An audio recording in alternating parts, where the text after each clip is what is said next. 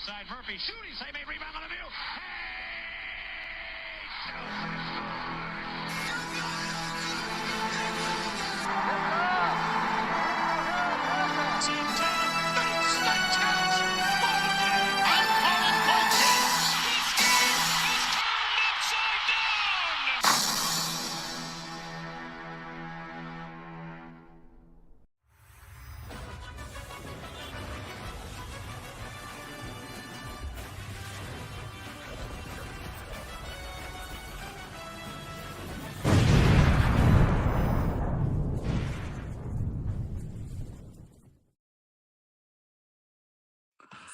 All right, ladies and gentlemen, we are 4 days out from Super Bowl 60 in Santa Clara at Levi Stadium.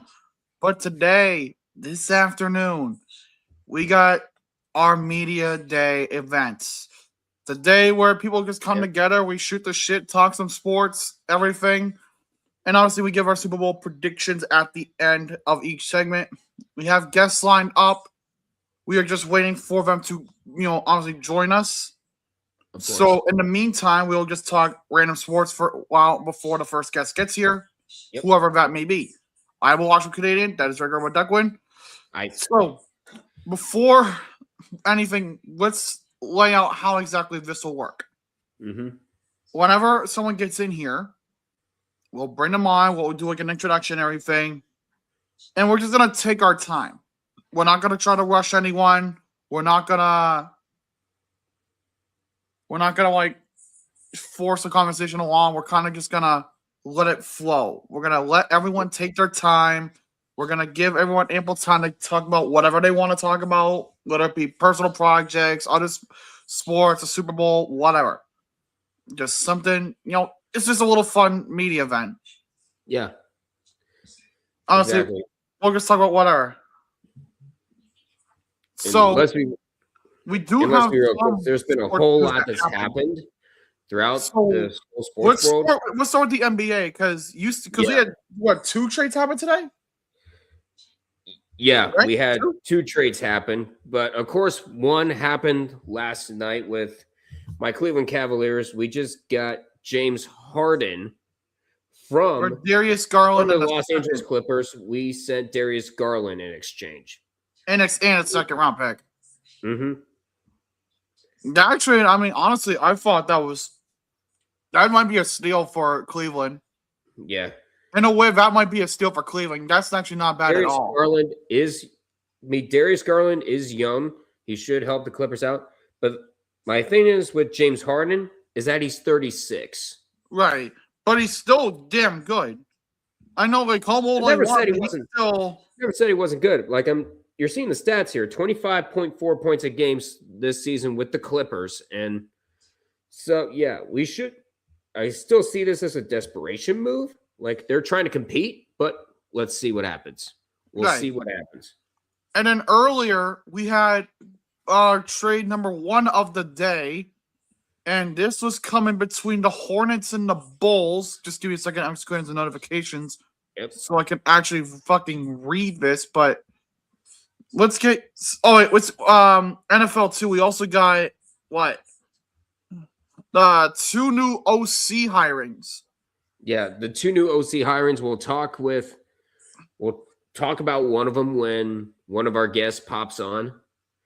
Yeah. So trade number 1 in the NBA.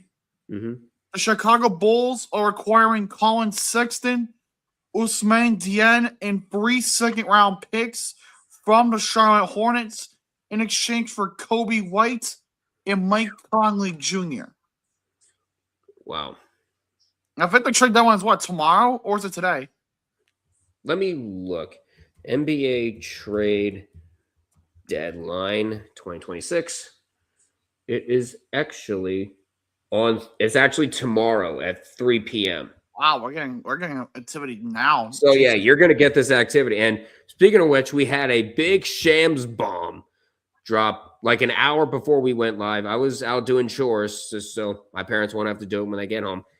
But this comes on from Shams Karania. Korea.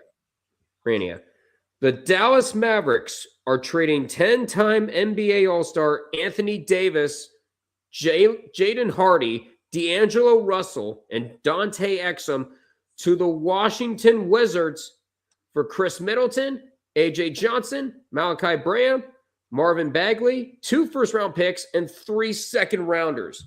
Like, holy hell. Yeah, I know. It's been a wild day. But before we get any news, let's go on to our first guest because he has popped in. Yep, A very brazen man.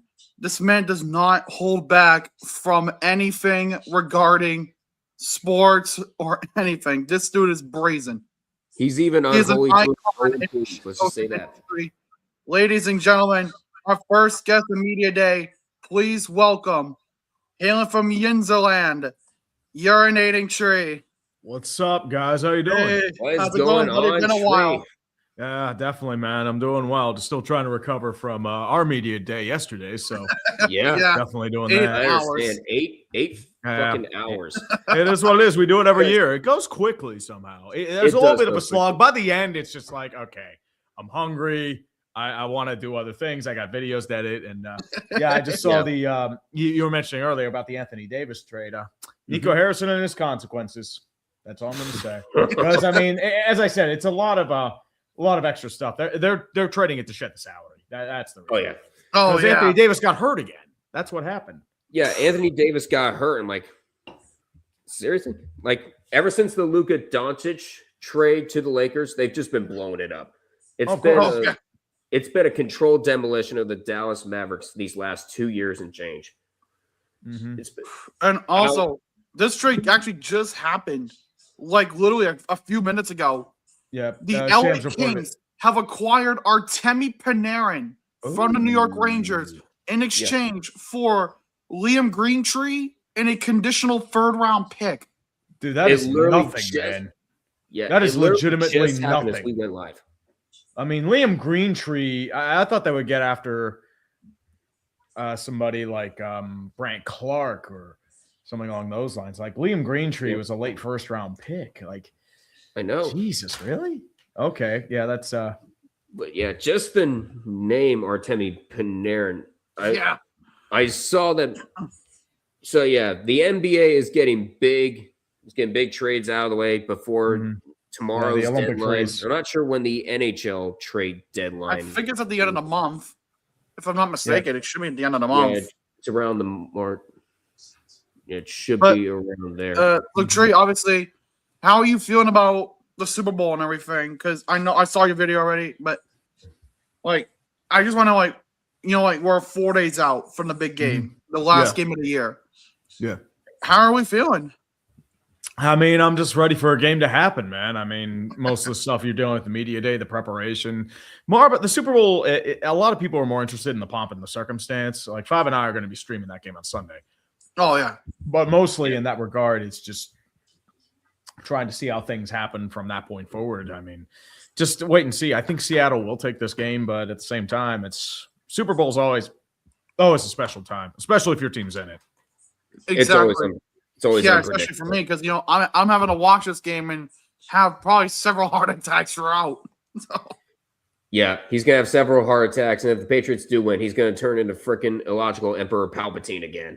Like, I'm not sure if you saw his reaction to the end of our to the end of the AFC Championship, but he freaking put on a freaking Halloween costume of freaking Emperor Palpatine, going like, "This time has come. You thought you were free from Patrick Mahomes' AFC. Well, guess what? You're returning to New England." That was him for the last half hour. I was trying to get rid of him. Always was, and it's just usually how it is. You execute Order 66 again. Exactly. You execute Order 66. Exactly. That's just the way it is. Fucking. Honestly, your Steelers just hired. What was the guy's name again, Duck? And I forget. It's a Minnesota's tight end coach and passing game Minnesota's tight end and passing game coordinator. It's an Italian name. Angelicio. I think, yeah. Because as I said, Licio. Yeah, it's he would fit. There's an Italian area called Bloomfield, like Little Italy days in August. He probably fit in there. Most of the time, this offensive coordinator is just going to assist Mike McCarthy. He's not going to call plays, so it's not really a huge deal either way. It's just he knew McCarthy, so he did. Yeah, they did work together in Green Bay for 3 years, most notably that 2016 season when they actually made it to the NFC Championship. Of course, beating the Dallas Cowboys along the way. So yeah, they do have some experience, but of course I can't wait to talk to Five about this. But your reaction to I actually them, think just get word from him. He's going to be on at 4. Mm-hmm. Okay. Yeah, I can't wait to talk to frickin' Five because you were actually busting your ass laughing when, like, literally 10 minutes before the your stream started yesterday. Matt Nagy is the new offensive coordinator for the New York Giants. I look forward to it, man. It's Oh, beautiful. God. I can't wait to see screens. Hey, there's nothing like a good screen. Yeah. Oh yeah, and Carson in the comments, the Cardinals actually did something. They Nathaniel hired Hackett Nathaniel is their new freaking OC. Hackett. Nathaniel Hackett. I mean, LaFleur's going to be calling plays, but still, they have the opportunity to do something really funny, rehabilitate Nathaniel Hackett, and then get him rehired by another team. Oh no! Oh God, that would be the funniest. No. It would be beautiful. Oh man. Yeah, but the Chiefs are finally free from Nagy. Dude, he sucked in Kansas City. He's been bad wherever, man. Yeah. He's been. I mean, to be fair, this is Matt Nagy after all. So, and if basically saying he sucks is like saying the Cleveland Browns are Super Bowl contenders. Oh. I mean, maybe their defense could be Super Bowl contenders. Their defense is good, but their defense is great, but the offense, they need a hell of a lot more. Pretty dire. Oh yeah. But of course, there's so much happening in the next few days. You know, we got the Olympics literally starting this Friday. We got Super Bowl this Sunday. The World Baseball Classic, I think, is in a couple weeks, right? Yep. It's going to be in Japan. There's so much happening in the next couple of weeks. It's ridiculous. The World Baseball Classic is actually starting, I think, on March 5th, if I remember correctly. Yeah, March 5th, the World Baseball Classic. And right around with March Madness around that time. Oh, yeah, that's right. Because, of course, I like to cover the conference tournaments from time to time because they're like the appetizers to March Madness. They're like, I know they complained about the NIL preventing so many upsets. I mean, it's March Madness. It's like kind of like the college football playoff. Blowouts are going to happen no matter what you do. Upsets are going to happen no matter what you do. Yeah. And it seems like there's going to be more upsets in the conference tournaments than basically the main tournament now. Yeah, right. Well, it's just the power of NIL. This is just what they do. Exactly. So you just can't really say it from there. Exactly. But let's go. So, what, in your opinion, right? Because you looked at both of these teams probably better than I could. Mm-hmm. What are the keys to ensuring both one of these teams wins the game? Like, what do these teams have to do? Oh, well, for Seattle, you'll have to emphasize your defense and shut down Drake May. I know the Patriots' offensive line's been a little bit iffy. Will Campbell's been hurt, so he has been kind of a turnstile. You can obviously tell he's not moving the way he should be moving. He's like probably afraid of re-aggravating that injury. So there's that issue there too. And also, if you can find a way to get Ramondre Stevenson's fumbleitis earlier on in the year back, then you could potentially do something. But at the same time, I think the Seahawks have the horses. I think they have the ability to really do things on that defensive side of the ball. And if you're New England, it's the same thing. Can you get Sam Darnold to get forced turnovers, bring out the McDonald's memes again? Because he does have a turnover problem. He's kind of limited it in these playoffs, which is good.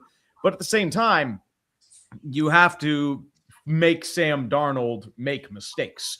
That's how the Rams beat them all those times. But I mean, it didn't work the past or last. It didn't work out the last week, two times. Yeah, I mean, it kind of worked for a half, 3 quarters. It worked for the second time they met. Right. But after that, it's just he solved them. So this is a huge game for Sam Darnold. He's kind of turned around his reputation. He wins the Super Bowl, he seals it. He becomes the Jim Plunkett of our time. He becomes a guy who was deemed as a bust. He just bounces around as a backup for a couple of years and then emerges out of nowhere and becomes a Super Bowl MVP like Jim Plunkett. So there is that. And the Patriots have, as I said, I think it'll be a very tight game. I think it's going to come down to a walk-off field goal. It's just that's what I've been saying. It feels like it's good. I love these Patriots. I love these Patriots, right? Grew up here and love it. And his string guy died. Great. But as much as I love this team, it's gonna come down to which side of the ball breaks first. Which side is gonna bend? Which defense is gonna make the first costly mistake? Of course. Absolutely. I think, as I said, it's gonna be what's going to force the turnovers, more or less. That's going to be the real question. I know I expected last year Kansas City's defense to be able to hold their own, and they didn't. So, I honestly thought last year we were going to get basically a repeat of 57 when those two faced off.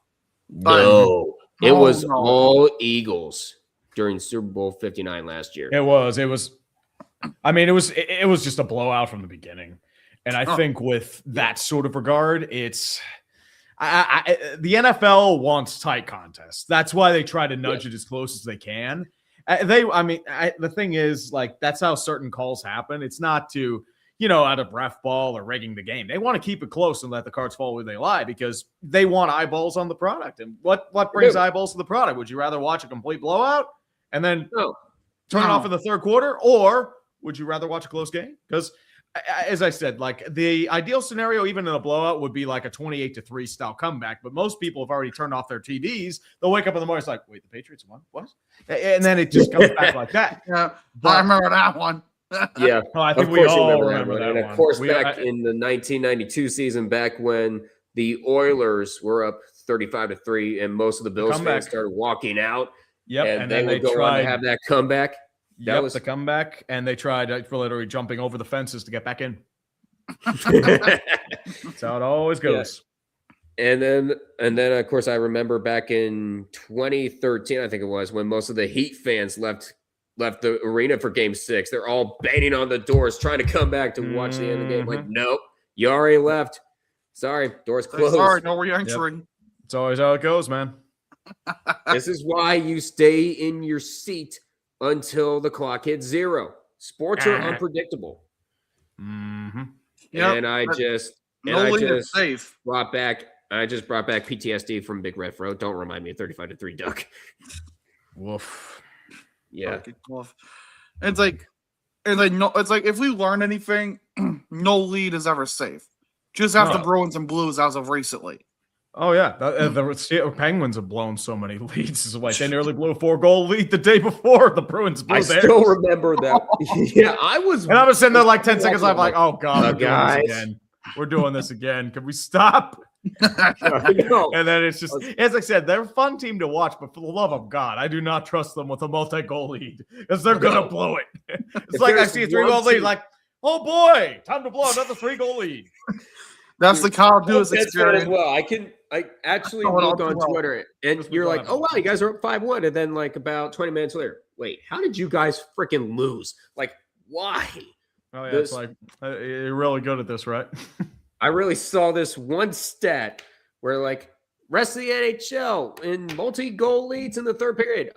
It was about 145-0-0. And for the Penguins, it's 7-2-3. What? 7-2-3. Why do we do this? As I said, it's what the defense is bad and our goaltending's iffy. So it was iffy even before Jari got traded. It's just it's a special team. I mean, it's better than what it was, but still. Yeah. Sometimes I question how the Penguins are still second in the division at the time of this recording, February 4th, 2026. I don't know. It's amazing. You tell me. Do I look like I know? I wish I had an answer too. Like, this is the Kyle Dubas experience. I've seen this before. Obviously, I'm a Leaf fan. I was gonna say, like, this is the same shit that they did with Toronto. The same shit. We play like ass, and yet somehow still in a damn good spot for a playoff berth. Yeah, it's Kyle Dubas effect. I'm telling you. Kyle Dubas. Yeah, watch them blow it again when April comes. Yeah. I mean, if we even make the playoffs, I'll be like, well, we blew another lead. Let's go. And then we'll plan the parades. But yeah. So yeah, Tree, as like you mentioned earlier with the Super Bowl, you say it's going to come down to whoever makes the most mistakes, who takes advantage of those forces mistakes. The most errors. I would forces say. the most mistakes, because you're talking about another high caliber defenses on both sides. I talk about the Patriots being number 8. The Seahawks are number 6. Oh shit! We just got news that just came in. Penguins defenseman Caleb Jones suspended for 20 games for violating the terms of the NHLPA performance-enhancing substances program. He's been injured for a while, so honestly, as I said, I don't know if that voids his contract or what, but this depends about a defensive logjam to begin with. So that's probably a season. I know he hasn't played much this year, but that has to be season, right? Yeah, has to close to it. I mean, we have 55 games, and then he'll probably go down to the AHL because he's already been like logjam. Like he's been leapfrogged by a few guys right now. Jack St. Ivany, I know he's hurt right now. You have Connor Clifton. You just acquired Brett Kulak.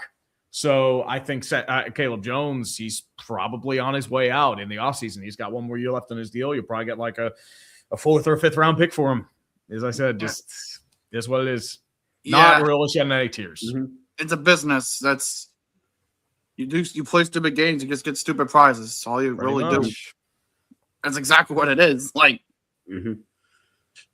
this is these are never fun to No. Oh yeah, not at all. Oh god, not even close. But you obviously, I'm sure you'll be watching the Olympics like everyone else when the full swing of it happens. What are you expecting out of the U.S. men's team for hockey in the Olympics? I mean, they have the potential to get a gold medal. My question is, I don't know why you'd put JT Miller over Jason Robertson, but. Yeah, I never understood that move. Well, it's Mike Sullivan's the head coach. It's one of his pets. It's always how it goes. That I think was their kiss of death. I think I'm more excited for the women's hockey team actually, because I am too. They have, because they did win the gold back in Pyeongchang back in 2018. I'm not sure if they actually won the gold in Beijing back in 2022. But yeah, I think the United States is definitely one of the favorites for Milano Cortina. It's going to come down in the women. It's going to come down to U.S. and Canada. It's going to. For sure. That's exactly. And I hate to say it because there are other countries that have very talented women's hockey teams. They really are. Have very talented players. And, it's going to come down to U.S. and Canada because it's just the same old shit until morale improves. So yeah, it was actually Canada that got revenge back in 2022, but United States and Canada, I can totally see that being the final again. They've always had tasty matchups, and I saw somebody cover the rivalry series because they did have a rivalry series game up in Cleveland, up at Rocket Arena, and. U.S. ended up winning that game, but they ended up winning the other 3 games in the series. So we'll see what happens in Italy when the time comes. So, oh yeah, but I guess I'm just trying to think because there's been a lot to talk about so far, and there's still a lot to go with this whole thing. What is your overall your score prediction for the Super Bowl? I'm going to say 23-21 Seahawks. That's my bet. 23-21 Seahawks. That's actually not a bad score because I do not. see this going back and forth. Number 8 defense, number 6 defense. I can totally see Drake May tossing one long touchdown pass to Booty. I can totally see Sam Darnold toss one pass to JSN, and then both quarterbacks turn the ball over on the other drive. That would be a very entertaining game. As long as we have more offense than Super Bowl 53, then it's a W Super Bowl in my book. Oh, yeah. Oh, the offense is what makes a game exciting. Mm-hmm. I mean, defenses are exciting, too. Well, I like a good defensive battle. I like balance, honestly, because if it's pure offense, then it's just oh great, another touchdown. It's just you have to make a stop. Yeah, because we talked about the same subject in another Super Bowl that the Seahawks were in back in Super Bowl 48, because you had the number 1 defense in the Legion of Boom going up against what was the number 1 offense at the time, Peyton Manning's Broncos, and look what happened. Ever since that first play from scrimmage, it all went downhill for the Broncos. They could never catch up with the defense. They couldn't. No. Oh, yeah. Never could. And even then, it's, as I said, if you can't like figure out like stuff ahead, it's really hard to come back. I mean, it's easier to come back now. I mean, like big comebacks are happening left and right, and I think that's going to be the norm from here on out. But at the same time, you have to at least play a full 60-minute game. Exactly. It's all like it's like I said earlier. It's like it's going to come down to like which side makes the biggest mistake first.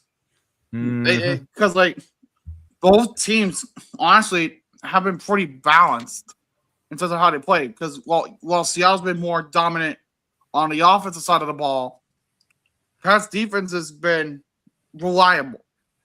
Like that's all I can say is like reliable. We did our part against the Chargers. We smothered the hell out of CJ Stroud, and we held on in a sloppy, snowy battle in Denver. Oh yeah, because 3 top 5 defenses, no less. Too. That's no easy feat, regardless. Yeah, number 5.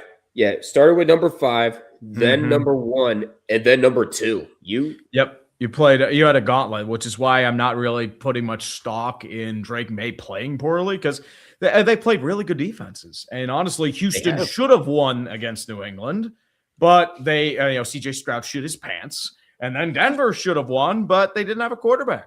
So, I mean, you have to get lucky to go far. It's just I hope we run that bet next year, though. We actually get Knicks versus May. Yeah, part of me was hoping that Jared Stidham would go on like a big dick Knicks style run, but that wasn't going to happen. It did look like it was going to happen at first with that long pass to Mims, but since then Stidham couldn't really do much against that Patriots defense. Yeah. Oh yeah. Doesn't help that both kickers went wide left and wide right. Mm-hmm. And first off, Floby, yes, that is his actual nickname. You've heard Treese call him Big Dick Nick several freaking times. Well, it's not just my nickname. It was everyone else's nickname. Yeah, everybody called it. Yeah, everybody called Nick it. Nick was a legend of legends, man. Big Red. Yinzer Thanos will snap his fingers and send Mike McCartney to the Shadow Realm. I did Mike McCarthy, not Mike McCarthy. Oops. Yep. Yeah, I'm not. Yeah, your reaction to freaking Mike McCarthy being hired was actually freaking priceless. I thought, are you actually overreacting, or was that how? No, I think that was legitimate, because that was like worst case scenario.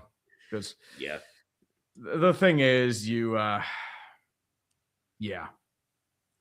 thing is, why there were so many other options out there. Like, as I said, I didn't trust RD2 with a coaching search, because, as I said, it's just like he's going to get lazy, either promote Arthur Smith or hire someone like Mike McCarthy. And as I said, Mike McCarthy probably wouldn't have been considered if he wasn't local, because all I've been hearing is like, oh, did you know he grew up in Greenfield? Did you know his dad was a fireman and a bartender? He owned a bar in Greenfield. Did you know he cleaned the bar on Sundays before church? Did you know he was an equipment manager, ball boy at Pitt? No, I don't fucking care.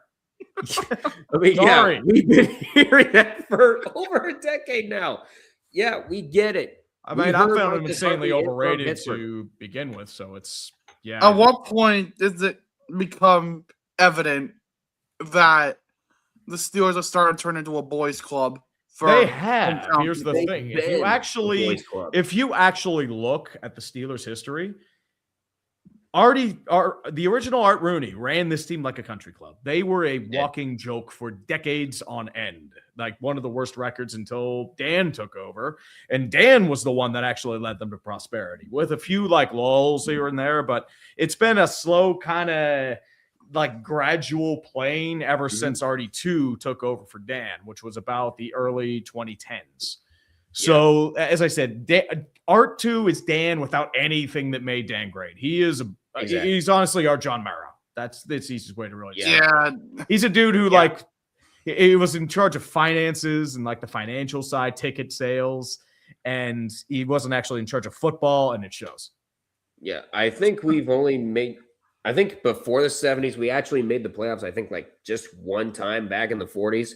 And that was back when there were fewer teams in the NFL, and the only section of the playoffs was the NFL championship. And we got absolutely gobsmacked by the Philadelphia Eagles that year. We got shut out. I'm trying to remember what year it was. But yeah, other than that, the Steelers couldn't do much of anything. Nope. Back in the 30s, 40s, 50s, 60s. Nor close.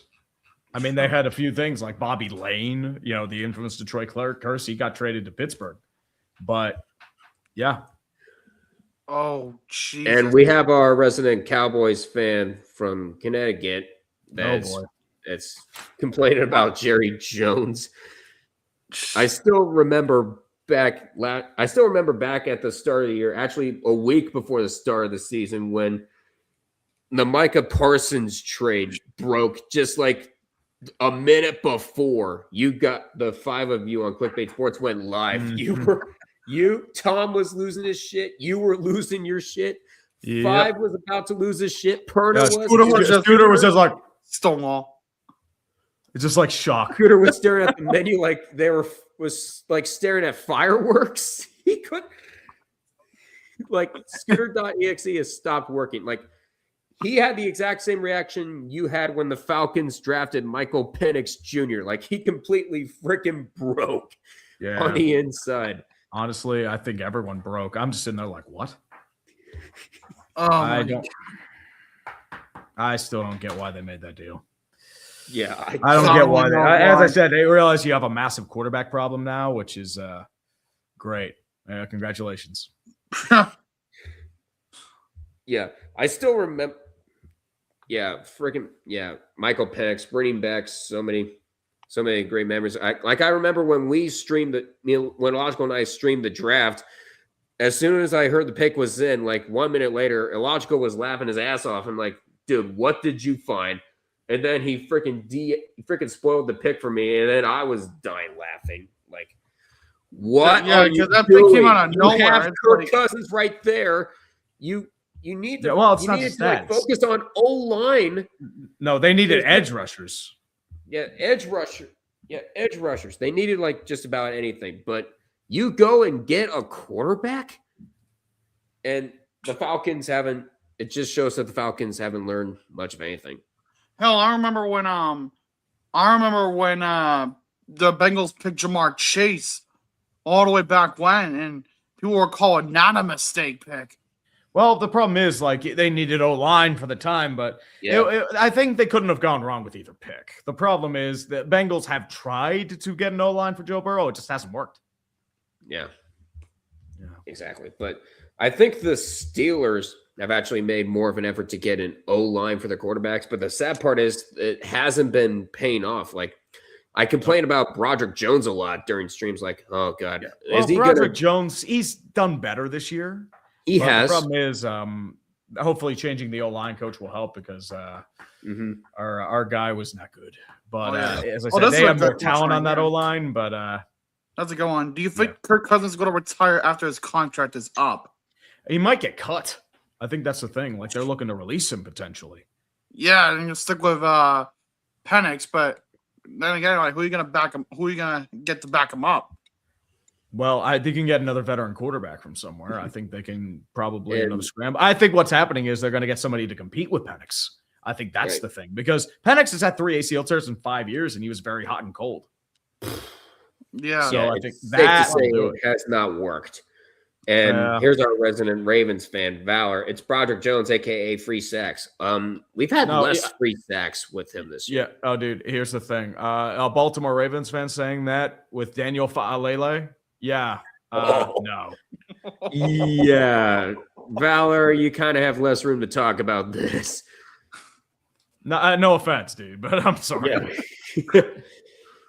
But yeah, honestly, I still feel like the Ravens should have gotten into the playoffs over us. Like, we weren't going to compete with them. Yeah, well, the thing is, the Ravens kept choking, and the Ravens would have gotten their ass whooped anyway, so. Yeah. We were literally 1 kick away from being eliminated from the playoffs right there. Tyler Loop actually, I think, saved both franchises a headache, because both John Harbaugh's gone and both Mike Tomlin is gone. It just took Mike Tomlin a little longer. Yeah. I think what happened was, even if Tyler Loop made that kick, everything would have just been swapped a week. Tomlin would have stepped down a week earlier. Harbaugh would have been fired a week later. It's just how it goes. Yeah, it just delayed the inevitable for one of the sides. Yeah. Correct. But yeah, I kind of like what the Ravens did for their next head coach, Jesse Minter, the defensive coordinator from the Chargers. I liked him, honestly. I was hoping the Steelers would get him, but I keep that Harbaugh pipeline down. I mean, you get a hot I did really good work with LA's defense, especially with their lack of size. Didn't have the most talent in the world, and they really maximized it. I think Baltimore's in a good chance to bounce back in the right situation, because you can't get worse than Zach Orr did with his defense. It was bad. But you can't get worse at offense. Example being Greg Roman. Oh, Greg Roman. I'm glad the Chargers sent him away. Well, when the Patriots come out, Robert Spillane came out and said the offense apparently didn't know what the defense was running. That's damning. It's like, what? Yeah. That's bad. Oh, yeah. I really miss not exactly good. Also, with that Panarin trade from earlier, he also did just get an extension with the Kings, 2 years, $11 million per. Oh, whoa! $11 million a year. Damn. That's actually kind of a pay cut for Panarin. Yeah, compared to what he got in New York.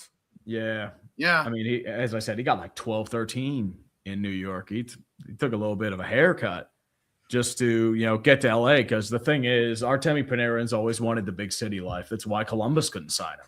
He's always gone to, Chicago, New York, now he's going to LA. He's going to be a big shot there, and just how it goes. I mean, he just loves the big city life. Oh, yeah, I mean.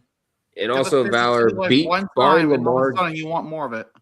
Yep. And also, barring Lamar getting hurt, the Ravens should win the division next year. Well, you got to focus on your Ravens team holding the league, because I feel like if it wasn't for that week 1 choke against the Bills, you probably would have been in the playoffs, and you wouldn't have to worry about Tyler Loop missing a kick at all. Yep. That goes without saying, literally. I mean, I wouldn't say so. That's usually how it goes. Yeah, exactly. It's just the way bullshit works, ain't it?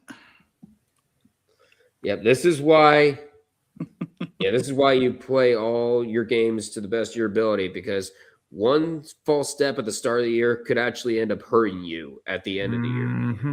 Correct. That's exactly how it works. Dang, I left to take a shower and Tree's still here. That's been an interesting conversation. Well, we're just shooting the shit, having a good time. That's all it is at the end of the day. Trying to pass the time, talk some football, talk sports, because talk other good sports. Yep. Like I said earlier, Tree does not hold back with this type of shit. Yeah, I do what I can, man. I do what I can. I remember first watching you back in 2016, like with your Browns vid. I was either in 8th grade or in high school, just starting high school. And all these years later, I'm my last few months in college, and I actually get to talk to one of the people I grew up fucking watching just to survive high school. I appreciate that, man. Yeah. And I remember The first vid I ever saw from you was actually the haters guide to the playoffs that year, back in 2017. I'm like, I was scrolling through YouTube and it said the haters guide to the 2017 NFL playoffs. I'm like, haters guide. Well, I'm a bit of a hater. Let's see what this guy has to say. and then literally the first minute, it's that time of year to watch a game full of overpriced commercials and a shitty halftime show. I'm like, wait, a guy showing no remorse. I actually might have to watch a lot of this guys in the future. And look, here we are all these years later, still watching it. And that was back when you were like at what, 1,000 subs? And now, yeah, I remember back in the day, it just kind of happened. Yeah. And yeah, that Browns low-cal video made him famous. Exactly. And what happened at the start of the year when you roasted the entire country of Venezuela for all of yeah. Hey, I mean, that came out of nowhere. I mean, hey, the algorithm has a twisted sense of humor. He does. And now everybody is asking you to do a freaking part 2 to that video. I'm like, that's not going to happen, but you never know with this guy. Nope. That would be funny. That would be hilarious. That would really be funny. And Harvey has a question for you. Since the Minnesota Twins have a lease with the Target Field until 2039, do you think either of the Pollards will sell the team for real, or do we get an extension on the lease? I mean, as I said, I'm not sure because, I know their GM just stepped down. It's just like, yeah, I'm sick of the shit. But I think they'll try to keep that lease going. They just had renovations there, so I don't see a reason why they would try to play hardball, or at least I don't think they should. Yeah. And it's like, and I just remembered, it's like, let's not forget, the Seahawks are literally selling the team right after the Super Bowl. Or trying to, or close to it, I believe. I believe so, yeah, but I do know they're going up for sale after the Super Bowl. Mm-hmm. It's like part of it, I believe, was dying wishes of Paul Allen, I think someone had said. But but on the other hand, it's like, why? You guys just made the Super Bowl. Yeah, exactly. The team looks a lot more profitable, and it'll look even more if they actually win it. So, is this just like a cash grab, or is it something, with possibly like the dying wishes of a former owner? Yeah, but I think it's just like a combination of like trying to step back, cash out a little bit. I think something like that. Yeah, I really hope that if the Seahawks do get bought by a new owner, he realizes that that this team has a whole lot of potential. You just made the Super Bowl.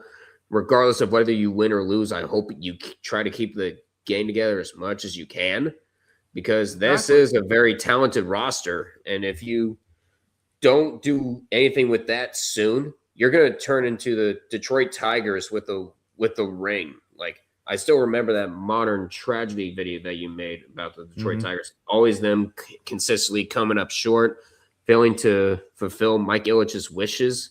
Just like Detroit, like the Red Wings, they actually had success. They managed to win 4 cups with Mike Ilitch's fingerprints, but they couldn't do the same with the Tigers. I've always found that to be a bit of a shame, despite me being a fan of a rival and everything. Yeah, but I will say, though, 2013 was their best shot. Yeah, 2013 was more than likely their best shot.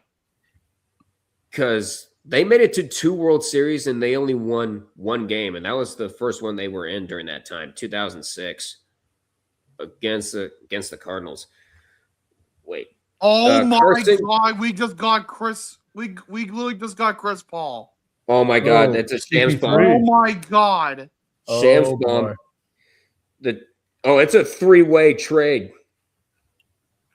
It's a 3-way trade. The Los Angeles Clippers, the Brooklyn Nets, and the Toronto Raptors have agreed on a multi-team trade, sending Chris Paul to the Raptors and Ochai Agbaji, a 2032 Raptors second-rounder, and cash to the Nets. Sources tell ESPN. Wow. I'll fucking take that. The Raptors needed someone ever since freaking Kawhi left. they've been having some sense of a success with Scotty Barnes and all the guys we have now. But wow. That's just how it goes, man. No kidding. I wasn't expecting Chris fucking Paul of all people. Yeah, I mean, Chris Paul's not what he was, but he's not. Still. Yeah, I find him to be one of the few Dan Marinos of basketball. Like, he still doesn't have a ring. I believe his best chance was that 2021 NBA Finals.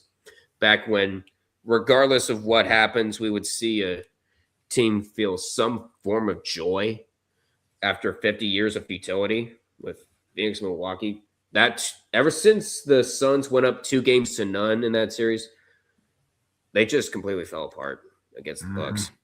It was still an entertaining series regardless. And then we got back to your regularly scheduled one team you're gonna hate or both teams you're gonna hate from the NBA. Literally. That's what we have. Anything on Giannis yet? Nothing yet on Giannis. I've heard that Timberwolves are not going to get Giannis. I heard the Cavaliers might be trying to get him as part of their all-in push. Yeah, but I think the bulk of the rumors, though, were with him in Minnesota. Yeah. Him, Minnesota, Cleveland. There was a whole lot of teams trying to get the Greek Freak. Yeah. And but the Cavaliers, of course, trading away Darius Garland to get James Harden from the Clippers. Like, I was not really the biggest fan of the move, but he's 36, but he's still serviceable for the Cavaliers as they're trying to make that all-in push. Yep. Yeah. I want Giannis. We need to get out of that play-in spot. I need to see where the Cavs are doing because I heard they're doing a lot better as of late. But Trey, looking back at the Steelers season and everything, right? Yeah. You watch this team probably religiously. What's been your favorite moment of the Steelers season? Oh, probably, the Tyler Luke miss. I would say that. Oh. And I'm not sure. Yeah, like it's just as I said, it all blends into each other. I mean, I was trying to think what else was really like a good moment per se, because I wasn't really that excited about the Patriots like self-destructing or the Colts self-destructing because I'm like, oh boy, it's just the same shit.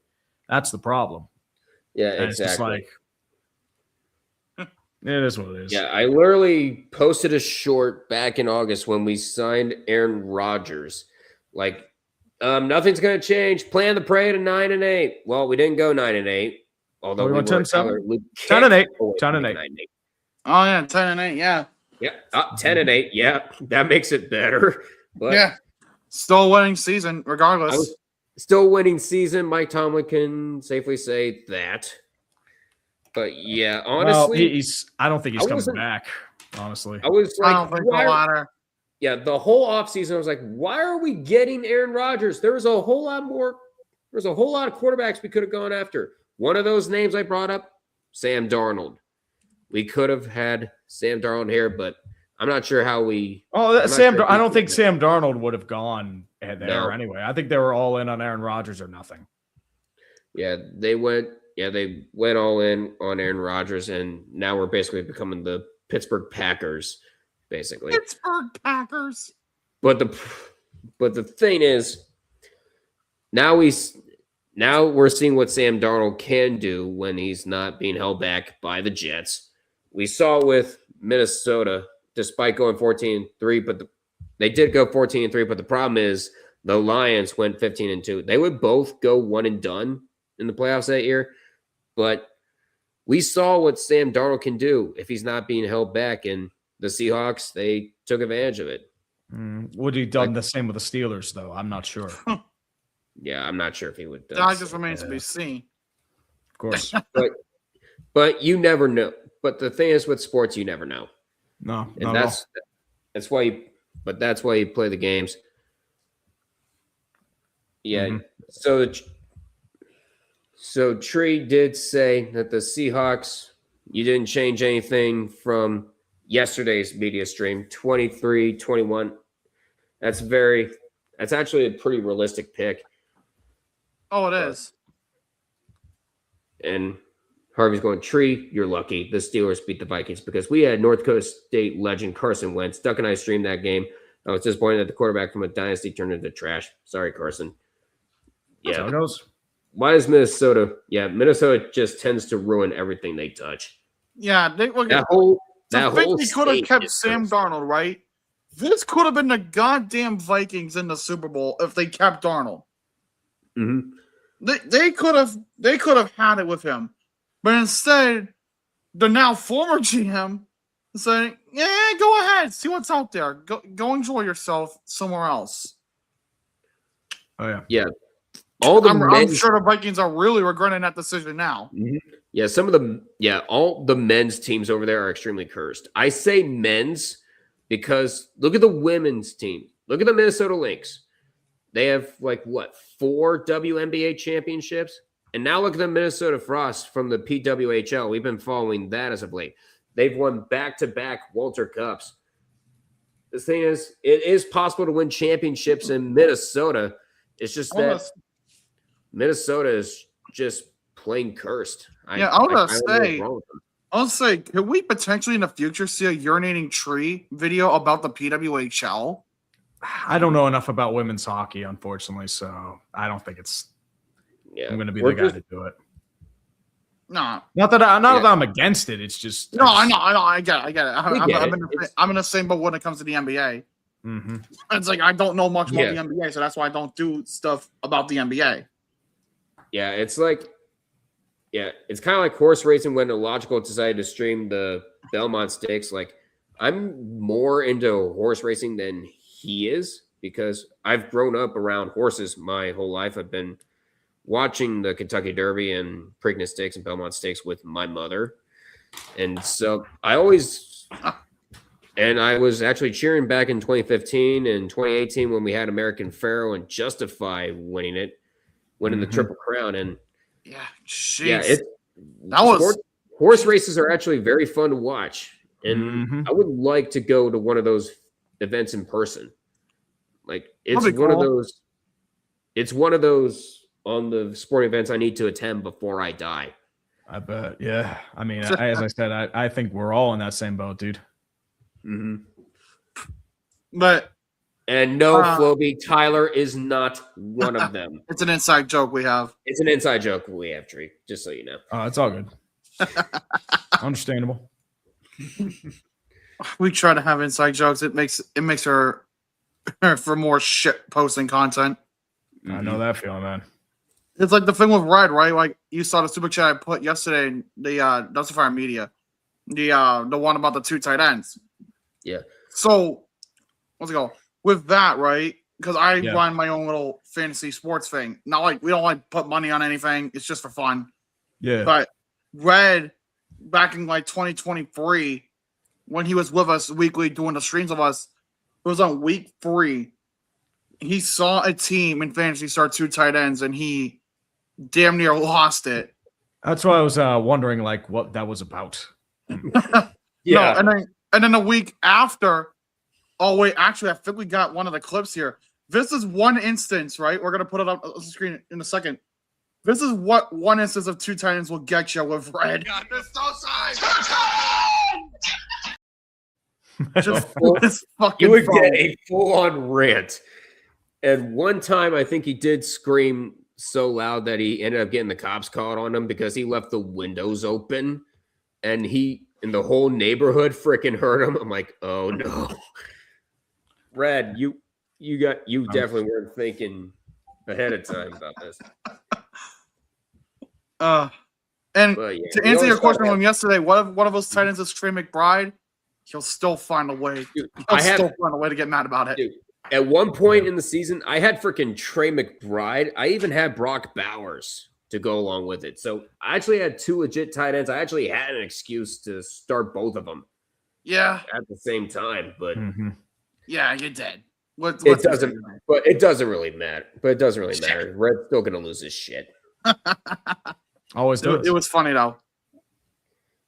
But I'm glad he's doing well with what he's been doing. I mean, I agree. Dude, I really watched that, man. I remember like talking to him some nights and everything.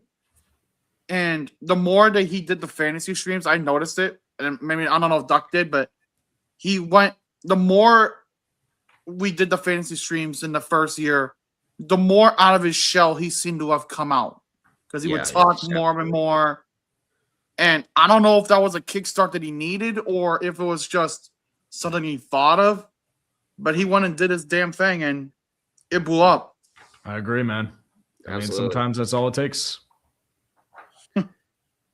Yeah, we were the car battery. We started him up. It's actually great seeing how far Red has come. Oh yeah. Yeah, I agree with that, dude. He's done well. Known him for it's like only yesterday we were just talking for the first time. Now it's now he's over 10K and everything. Mm-hmm. Always is, man. But final thoughts, Tree, because I know you probably got shit to do. You probably got a debrief video to work on. So absolutely do. What are your final thoughts about the entire season and everything, and the final thoughts on the Super Bowl weekend coming up? Well, honestly, I thankful guys for having me on. I do appreciate it, but otherwise, I'm just hoping for a great game. And honestly, that's all I can really say about that. I'll have a few videos on the pipeline right now, but otherwise, I'll have the debriefing out probably Friday, maybe Saturday. But I do have a few. I wanted to ask a few questions, but I'll ask Tajveer, what do you think will be remembered the most in 2025 NFL season? I would say probably all the comebacks. I would say Chicago, the inevitable comebacks with that. Green Bay blowing an 18-point lead, but this season isn't over yet. You have to wait till the Super Bowl to reassess it. You had a lot of teams implode. You had the Chiefs implode, the Ravens implode, Lions, Buccaneers. They all more or less collapsed. And Mario Sonic Films, I don't know if Pitt wins the ACC. They're a cock tease. So, I don't know, man. Yeah. Oh, man. Right. If there's one thing we've learned, it's don't rank Pitt. Like as soon as Pitt touches top 25, it's like, okay, when's it gonna happen? When is the downfall gonna happen? Always does, man. Always does. Oh man, but you're Tree, man. Thank you for coming on. Honest to God, man. Oh, dude, let's try to get together again for the draft, huh?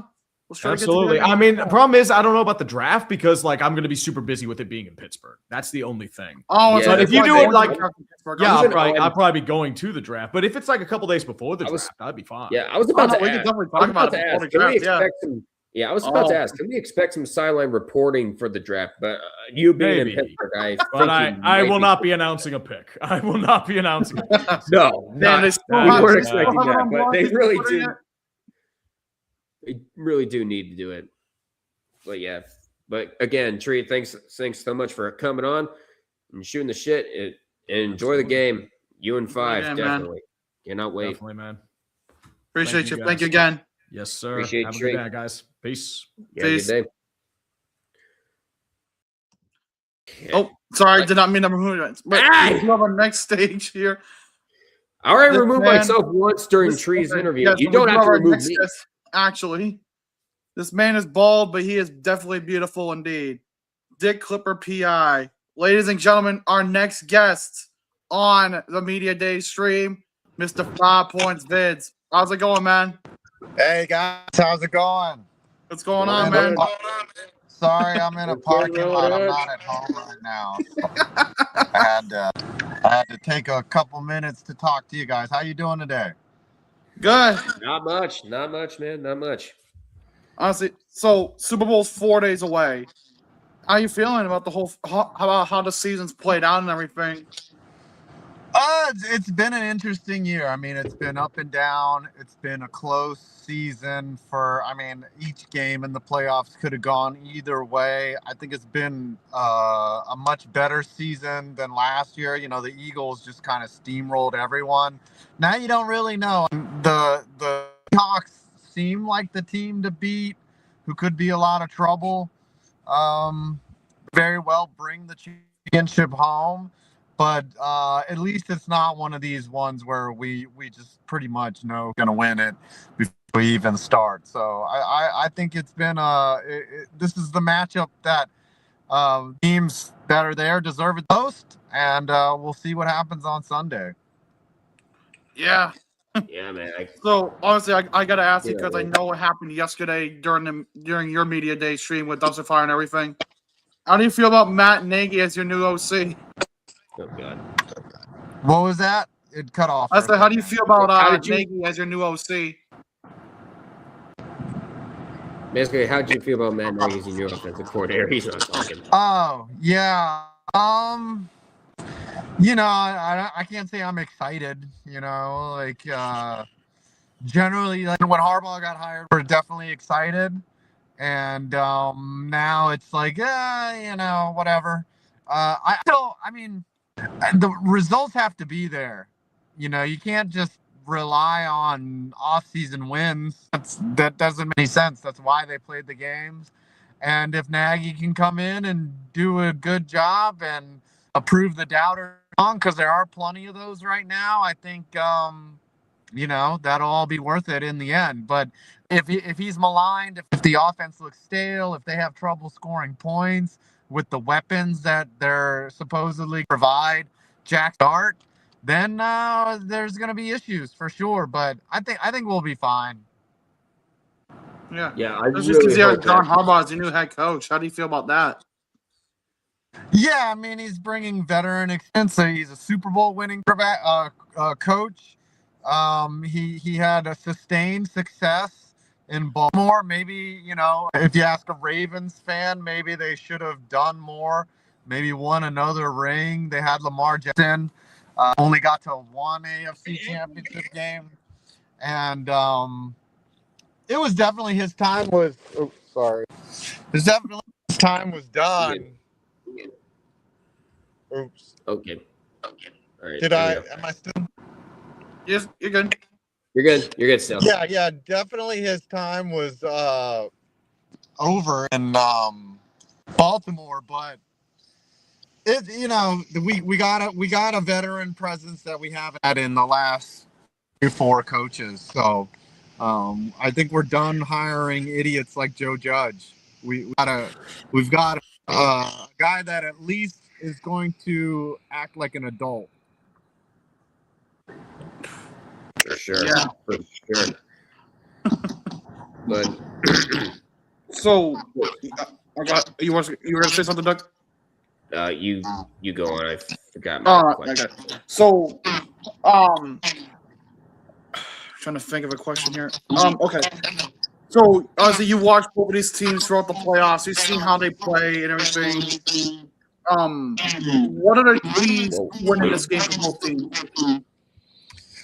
You know, it's can New England score, and can their defense stop the Seattle from scoring?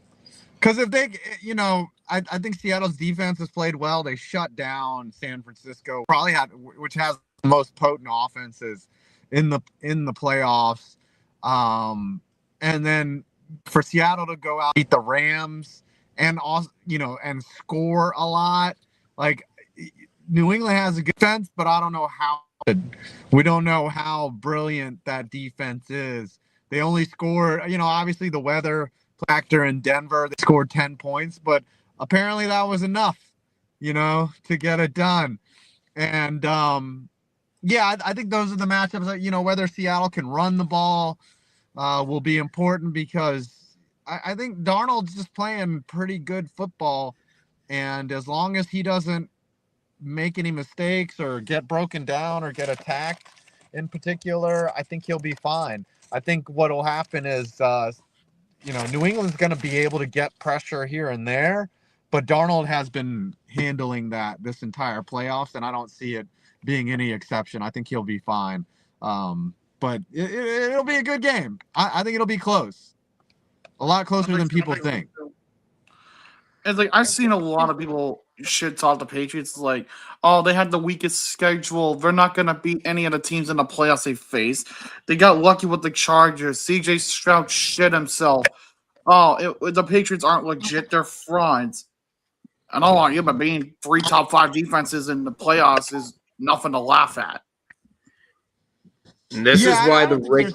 Yeah. ahead. So you go on. Yeah, Sorry, I think the label of fraudulent, like if you're a fraud, you're exposed in the first round. You know, like you even Kansas City last year, the beatdown that they got from the Eagles was not expected at all. And the Eagles were just playing better football than, you know, it wasn't that the T was really frauds. Like, you know, I put on Twitter a lot that they were frauds, but it's more joking.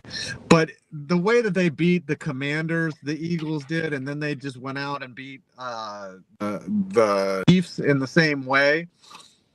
There's just no such thing as being fraud in the Super Bowl. No, you got to earn your ticket there.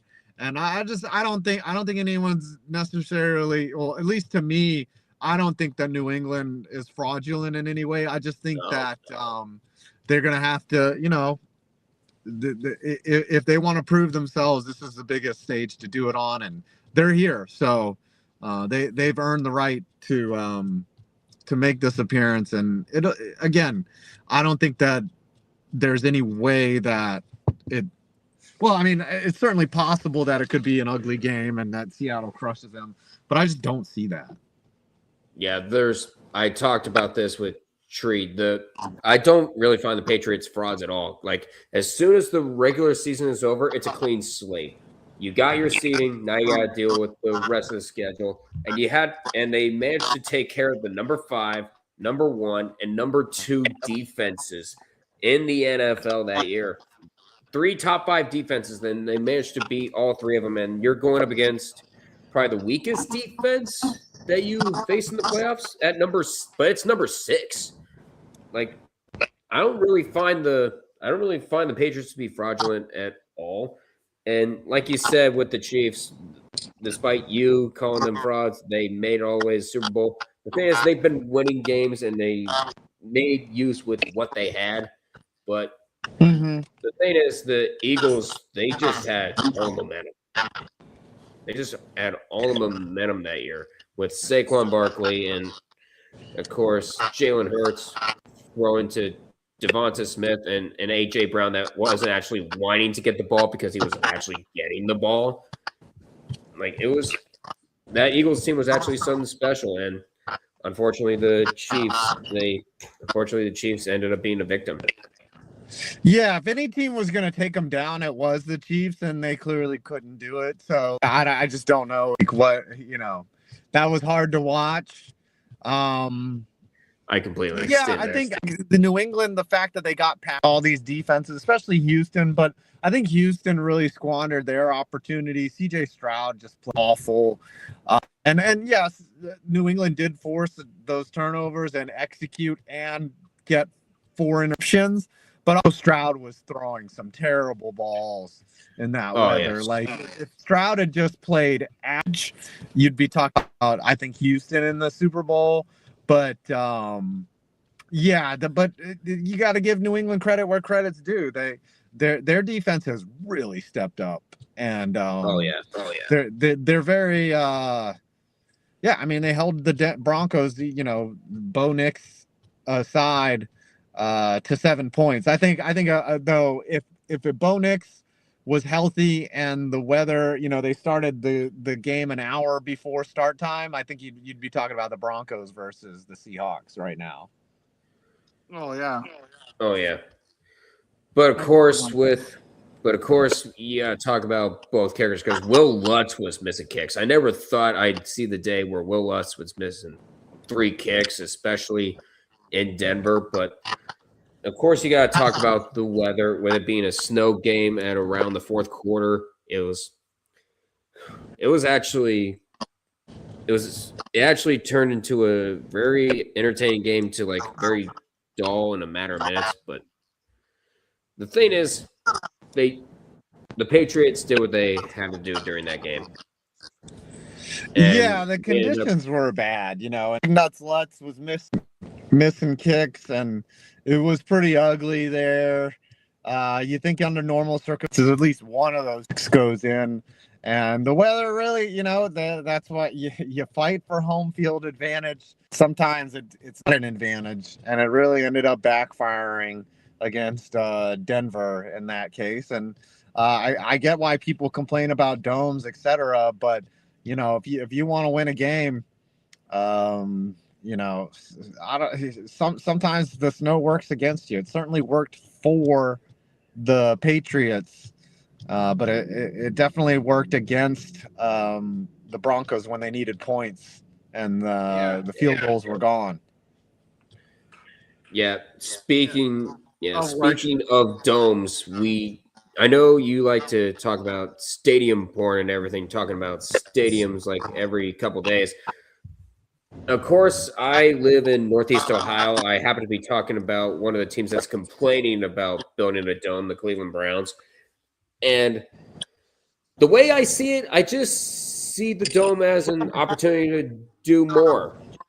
An opportunity to do more, like host a men's and women's Final Four and do something that Cleveland will probably never see unless they build that dome, a Super Bowl. But the thing is, I can see why they complain about domes. But the thing is, you have to take advantage of, like you said, you got to take advantage of the home field advantage if you can, because sometimes the weather will work against you. Yeah, I mean, having the crowd behind you is always an advantage. It doesn't necessarily you're going to win. You have to execute, and the crowd can be as loud as they want, and then say blows their assignment, and it's not ideal. So I think domes they are the future of the NFL, unfortunately, or fortunately. However, I don't think that outdoor stadiums are going away at all. You'll see, I think when the league gets to 50-50 domes, that's probably where it stops, unless maybe Cincinnati might build one. But I just it's doubtful because they are more expensive to build. They cost more up front, and some cities just I don't think want them. Or need. And Harvey, by the way, I do make that comment already knowing that Cleveland has hosted 2 women's Final Fours in 2007, 2024. I'm talking about a bigger venue for the women's Final Four. I know. But, speaking of bigger things, you're a Rangers fan, obviously, Five. What did you think about that Panarin trade that went down earlier? Oh, I haven't even looked. I've been in the car. I don't even know. I'll tell you the trade. We'll go over. We'll go over. Wow. And 50% retention for 2 conditional birds. And prospect. Who was the main? The prospect that was traded to the Rangers was what's his name? It was Liam Greentree. Liam Greentree going to the Rangers. Oh wow! And then any draft picks? I'm sure they got some draft picks. The conditional 2026 third and the conditional 2028 fourth. Wow! And who's the team? Who's the trade partner? The Kings. It was the LA Kings. Oh wow! Interesting. Yeah, I haven't seen the details. I didn't even know. I've been just running. I haven't been at my desk, so that's. I wasn't surprised that they were going to trade Panarin. He's been dang. But the Rangers build and they need to do it quickly.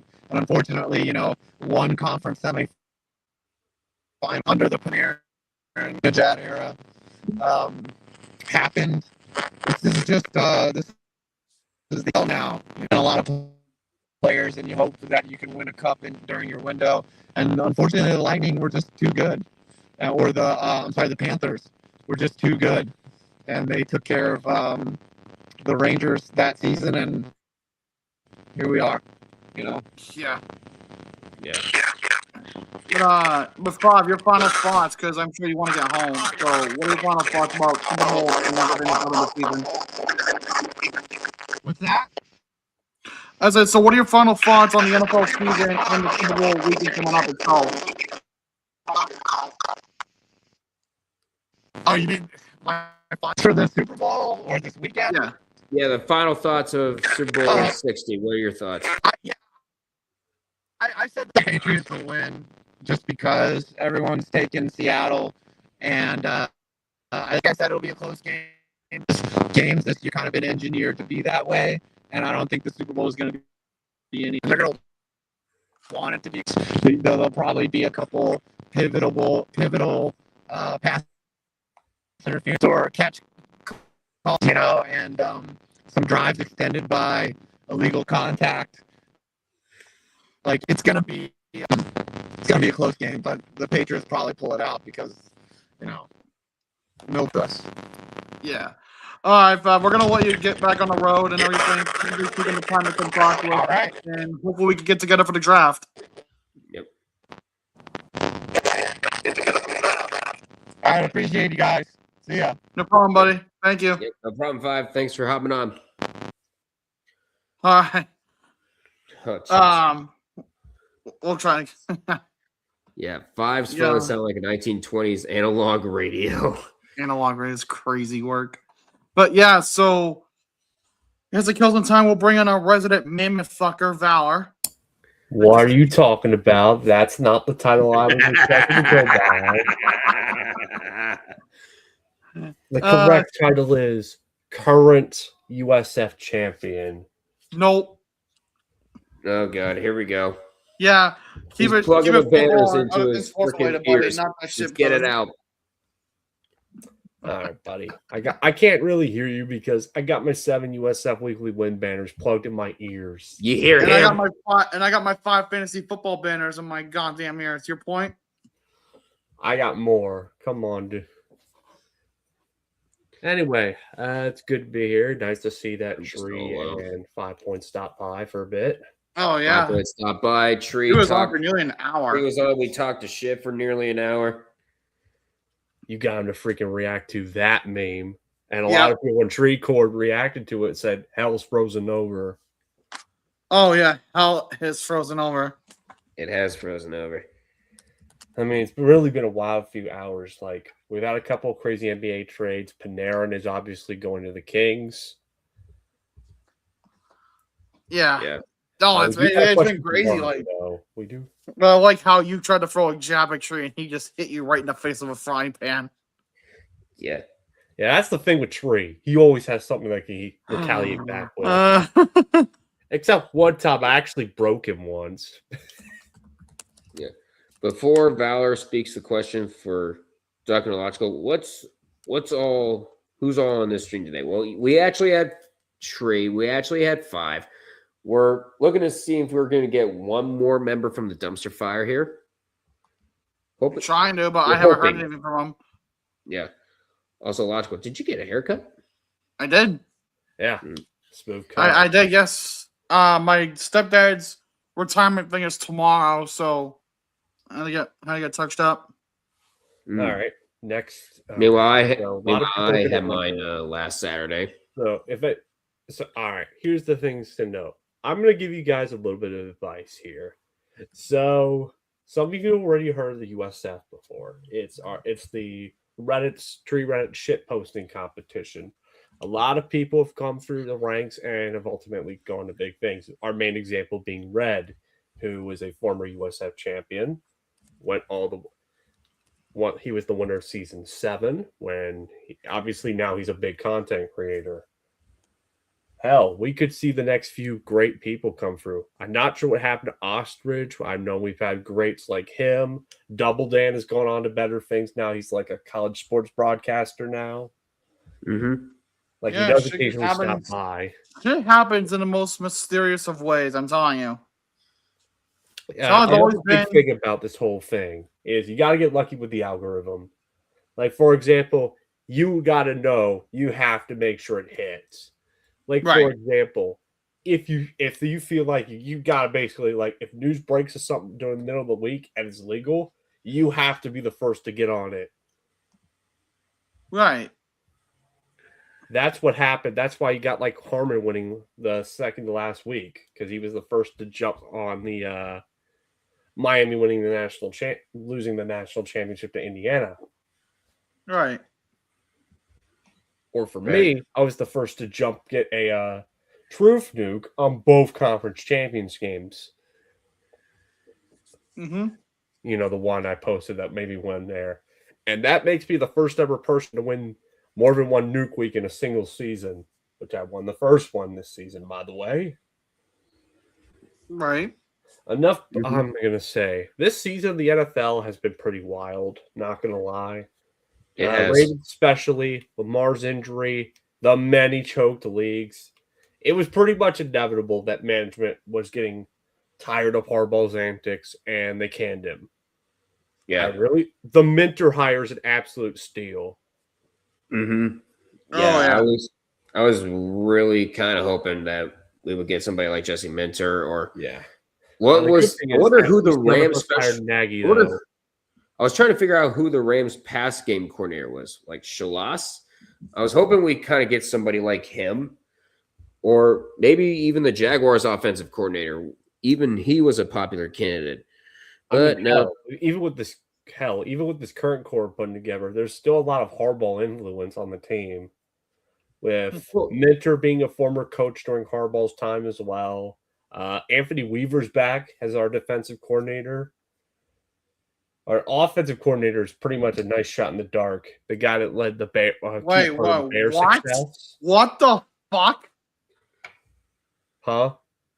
So apparently Diana Rossini, who's an insider, was on a show earlier in the press area of the Santa Clara area.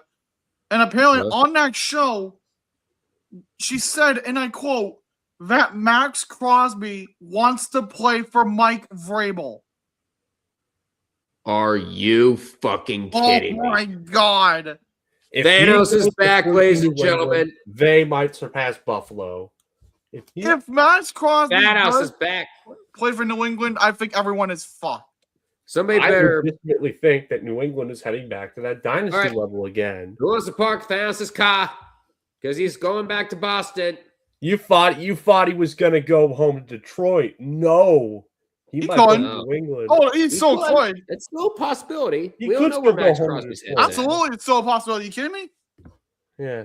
That's you never know. You never know a freaking free agency. You never know in the free agency period. It's like in 2019 when we all thought that Kawhi Leonard was going to go to the Lakers. Psych! We're going to the Clippers. I'm going to LA. I'm going to the other LA team. So Val, I don't know if you saw the trade already for the Kings and Rangers, but let's talk about it real quick. So obviously you know, or I don't know if you know or not, but in case you don't, Panarin went to the Kings, 50% salary retention, and a 2-year, $22 million total contract extension with the Kings. Whereas the Rangers receive Ford Liam Greentree, a 2026 conditional third-round pick, and a conditional 2028 fourth-rounder. I was aware that the trade was going to occur. I've heard that the Caps were on him for a while, but there's a reason why they bulked. The Rangers wanted Ryan Leonard.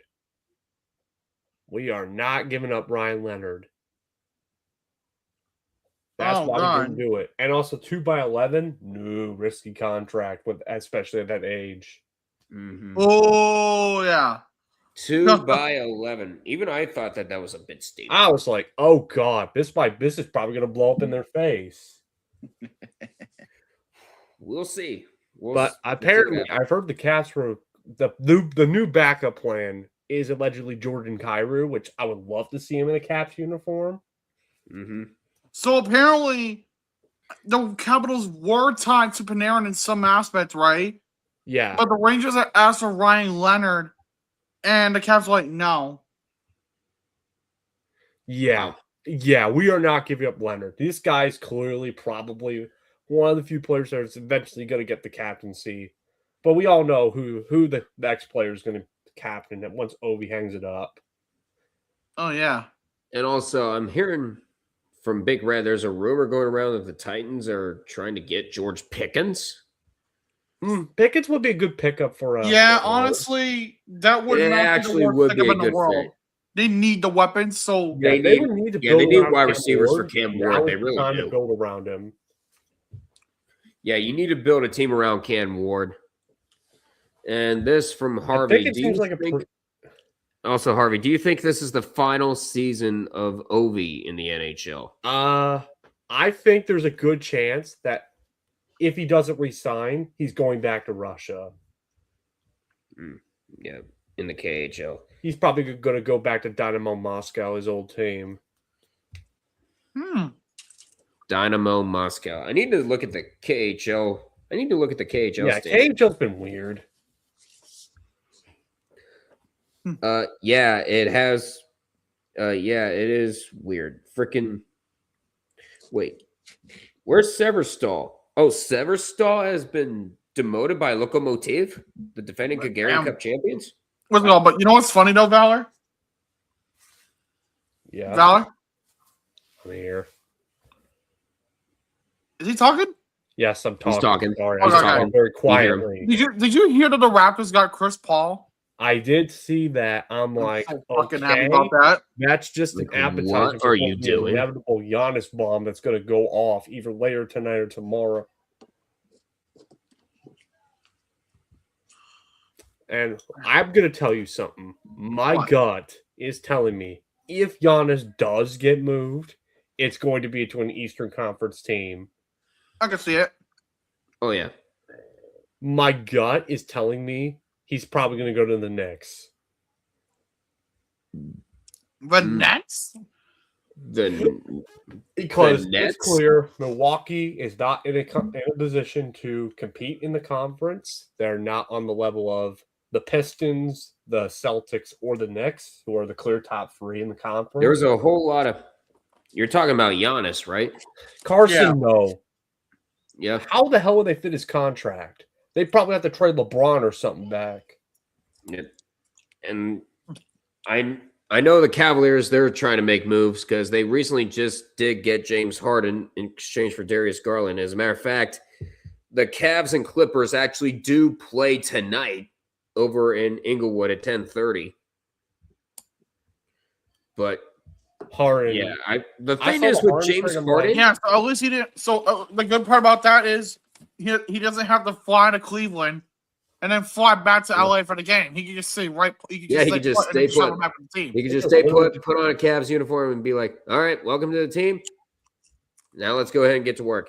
But the thing is, I said this about James Harden is that he's 36. Yeah, like, we're only probably going to get like 2 or 3 good years out of him, basically. I saw this as like a desperation move because we're trying to compete with everybody else in the East, with the Knicks, Detroit. The freaking Pistons are actually making the freaking Pistons are the top seed in the East right now. As a matter of fact, I think they're the top seed, close to the top seed overall. That's being the Thunder. Of course, it's the Thunder. The team that Harvey hates with a burning passion, calls them frauds. Frauds don't win championships. What? He's struggling because he's going against a free throw merchant. Oh darn! That was me. You don't have to read it a lot. I guess. No. I wasn't responding to that. I was just. But honestly, what do you think? Like, what are your takeaways for how these teams can win the Super Bowl Sunday, Valor? All right. Once again, I feel like the key factor is going to be the matchup between Drake May against Seattle's defense. If Seattle's defense plays the way they did against the 49ers, then this is going to be a blowout. However, if we see Drake May, if Seattle decides to go into Drake May, if the defense goes against like they are playing, sorry, hold up. If Seattle's defense goes their mode against the Rams, then I could see the Patriots pulling the upset here. Yeah. Is there? I need to see who the favorites are. Seattle by 4.5. Seattle minus 4.5. Yeah, it's gonna be close. This is probably a close one. We'll see what happens with Sean Smith as the referee. We forgot to mention the freaking referee assignment. The home team a lot. Oh boy, we just got Toad in here. He's backstage. Yep, Toad's here. Come on, let's do this then. That's kind of the scary Let's thing. take right off now. this. Let's switch to this. Let's do this. How you doing, Ted? Yes. Cody! Hey, what's up, Hello. guys? Been a while. Came out from my hibernation of being an actor on stage. Oh, Just there he to- is. There Oh, he is. there he is. Hold on. One second. Valor, Toad, I'm going to put you guys backstage for a bit. Ladies and gentlemen, our next guest he is also bald but beautiful. This man is he is the Lord of the Box. The Overlord of the Box. Our next guest, it is Mr. America himself. The president of America. Hello, gentlemen. How do we do today? How we doing, bud? I'm currently sword fighting with my letter opener. How are you doing today? On guard. Poke, poke, poke. So But how we doing? Like, how we feel about the Super Bowl and everything that's happened this season? Well, the Super Bowl. Well, let's start with the NFL season completely. Obviously, for myself, it didn't start great because the Bears didn't start great. We had, lost game to the Vikings at the beginning of the season on Monday night because fucking of course. And then the game against Detroit, which I don't care to look at all. And then the rest of the season unfolds the way it does. The season is on all of the drugs, The Indianapolis Colts experienced Jay Cutler syndrome when Danny Derps goes down and they have nobody behind him. Because, for Indianapolis, they've got a few tough decisions coming ahead. But I think number one is going to be how short of a leash is Chris Ballard on when it comes to Jim Irsay's daughter. Beyond that, of course, the AFC North is a fucking tire fire, and I will not hear any debates. no, you're not wrong. As another Steelers fan, that I'm sure you've dealt with Tree dealing with hearing what he has to say with the Steelers, hearing all of his complaints. But I tried to stream all the Steelers games that I could, and there's just one recurring theme. They've changed nothing. It may look like they changed a few things, but it's changed nothing. You change the people, but not the idea. Well, let's see. You had a nice offensive line, and then a lack of defense there for a while. You have a drafting regimen and front office that seems to keep hitting on wide receivers and then letting them walk. You have, ever since Ben left, you have a complete conundrum at quarterback and nobody knows what the fuck to do. And you have absolutely no inclination to draft any offensive lineman at all.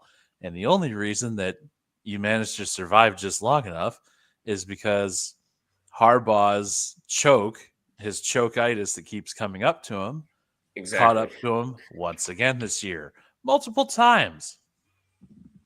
That's literally, that's one of the few reasons why we didn't go 9-8, because we were literally a Tyler Loop kick away from finishing off the prophecy of 9-8, and it's been well, regardless of what happens, we weren't going to do anything in the playoffs. I don't think either team was going to do anything in the playoffs. Basically, the result of that play would just delay the inevitable for both sides. Let's be real. Oh, that's about as real as it can get. Baltimore might have gotten past Houston, but I just don't see any world where they get past New England. Simply because their play calling. It's not just that they play prevent defense down the stretch, it's that they also play prevent offense. They did. And of all of the coaches in the AFC North, who expected Zach Taylor to survive the apocalypse? I know. The dude Zach Taylor is still there. And Big Red, as you can see, Big Red is suffering as a result. Bengals, you gonna do anything? Nothing? You're just gonna poop your pants, keep Zach Taylor? Okay, then. Yeah. Oh, but what if we run it back? Because, well, let's see. The front office went and spent big on Joe Burrow. Yes, that's warranted. Spent big on Chase. Yeah, that's warranted. Spent big on the guy who's next to Chase. What the hell's his name?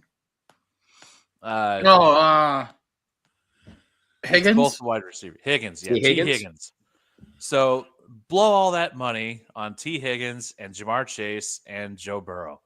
Okay, who's going to play any defense? Trey Henderson wants money, but he's over 30. We'll give him a 1-year deal and shut him up. Anyone else that's on that defensive line? Maybe. Maybe we'll chuck him some draft picks in the 6th and 7th. Maybe. Here's a parking cone. That'll work on defense, right? Mm-hmm. Yeah, here's a street sweeper. That'll work.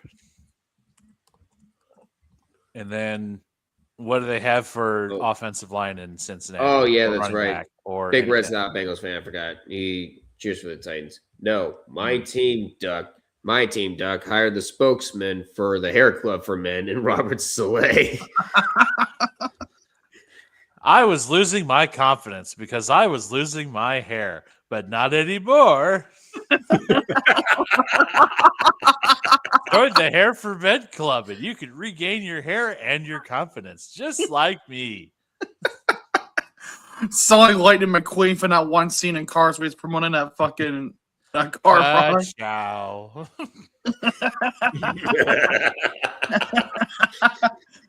Fucking remember that. Let's see. What else is going on around the league? Jacksonville might have found a coach that can get them in their step, but they need a little bit extra help to get them up and over the hump. Yeah.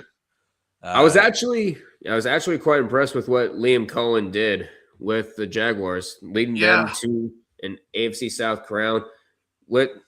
His offensive coordinator was actually a very highly seen head coaching candidate. It just shows how great the offense performed up there in Jacksonville. And when you have Trevor Lawrence and you go and pick up Travis Hunter in the draft, who got hurt, obviously, and then ETN's doing his job. You have the other guys that are doing their job in the wide receiver room. Trevor Lawrence just has to find him with the ball. We'll see in a minute there, Rubber Duck. But I think Jacksonville can be set up for long-term success with Trevor Lawrence. I think it's just a matter of having A, the right coach to push him along, and B, the right schema to get him to unload the ball. And even if it's, something it's a short hot route or something it's a short dump off or anyone out in the flat to be a safety valve, Trevor Lawrence just needs that. And I think that a combination of short throws is going to force the other defenses to have to be more honest, and he'll be able to hit the long ball because he's Trevor Lawrence and he has the arm power for that. Yeah. It's like, who's been your biggest surprise, though, of the season? A surprise that isn't the Bears at this point? Anything counts, even the Bears. I got to tell you this. There are a lot of them games in the middle of all that winning that just did not look very good. Like the Bengals game. That Bengals game should have never been 47-42. Not with old fuck Flacco out there throwing the ball. That damn game should have been about 45-3. And yet, because of the Bears' deficiencies on defense rearing their ugly head, that it just ended up being the way that it was. And they allowed Cincinnati to go down the field on them. So, yes, I mean, Cincinnati blowing all that money on Chase and Higgins might have paid some dividends there to get that game into contention. But then that was kind of the start of Caleb taking the fourth quarter by the nuts and doing what needed to be done to win those games. Oh, yeah. The Pro Bowler elite Joe Flacco. God, yes. Pro Bowler elite Joe Flacco. Old fart Flacco. Oh, Which, again, for Cincinnati, that begs the question, how do you have a quarterback that throws 470 yards and loses? I don't get that. I mean, you could say the same thing about multiple teams and multiple leagues. Yeah, sorry about that. My mom just got back and I had help with a little bit of chores. So yeah, no, that's fine. There's Don't your ever mom joke disrespect in there. Pro that I'm Bowler not Lee going Joe to make. Flacco and Pro Bowler Shador Sanders. Are you talking about? Pro Bowler Shador Sanders. Oh, Jesus Christ. It still hasn't sunk in yet, has it? No. Pro Bowl is garbage. Even though the score was actually pretty high last night, but then again, it's the Pro Bowl. It's like It's the watching. Pro Bowl. Bring it back as soon as that new Aloha Stadium gets built. Bring it back to Hawaii. There ain't no Yeah, new it Aloha actually looks Stadium better. getting built. What? Old Aloha's getting destroyed, and they're building houses on top of it. Yeah, but they're actually building a new Aloha Stadium. I think near downtown Honolulu. Nope. No, that's not there. That's not the truth because number one, there is no space in downtown Honolulu for a football stadium. There just is not. No. It does not exist. Yeah. Secondly, the Rainbow Warriors have been playing quite well at their football stadium up on their own campus. Mm-hmm. And Bull Muscle would be able to tell you more about that because he lives out there. Yeah. Right. But it's ultimately the fact that there's no NFL team coming to Hawaii, so they don't need an NFL-sized stadium. The Rainbow Warriors get plenty of follow across the island of Oahu, and the stadium they have on campus is certainly large enough to handle that fact. Yeah. Like the few times you see Aloha Stadium open, because I've actually been vacationing to Hawaii twice.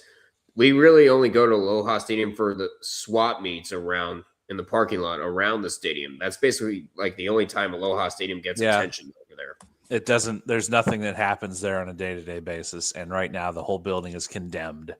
So there's definitely no inside the building activity happening at Aloha Stadium, and Honolulu is currently in the middle of shoveling billions of dollars to get that elevated train built.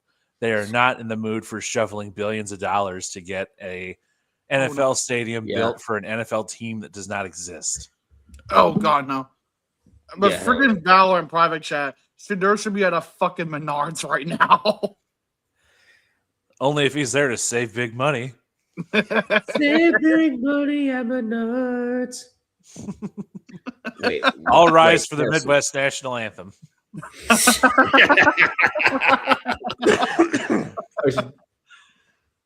Makes sense because there actually is a Menards 30 minutes away from me, and the Hawaii Bowl will eventually move to Hawaii's home in the near future. It's already there. Yeah. Yeah. They already play the Hawaii Bowl over there. If the Pro Bowl was canceled, would anyone miss it? I don't think so. No. I don't see it. They kind of butchered it. They really did kind of butcher it. Like it actually used to be the final game of the season because for the longest time you've had the Super Bowl after a 2-week period, and then you have the Pro Bowl 1 week later. Now they don't really do that anymore. Which is stupid. Yeah. Because like the Pro Bowls in the 2000s were great, but the Pro Bowls nowadays suck. Well, they've been doing that before. They've been doing that after 9/11 happened. They've been doing that. No, I know. I mean, in terms of quality, like the Pro Bowl of the 2000s was great, you know? Exactly. Because you actually have pretty damn decent games. Nowadays, it's just all fucking gimmicks and shit. Well, it's all about maintaining eyeballs, and the attention span of the average American TV viewer has shrunk over the years. It really has. Fair. Yeah, we have an entire generation of people programmed by 7-second Vine clips and TikTok. How much attention span do you think they're going to pay to the Pro Bowl? They're only going to when it's like they're only going to pay attention when you have the Pro Bowl on one side, but you have like a simulcast of somebody playing Subway Surfers on the other. That's like the only way they'll pay attention. Oh God! Yeah, let's have the NFL players play Fortnite with Nerf guns. That'll get it done. Fucking Fortnite with Nerf guns. See Myles Garrett coming up over that piece of 45-degree plank with the Nerf machine gun going. Run. Fucking run.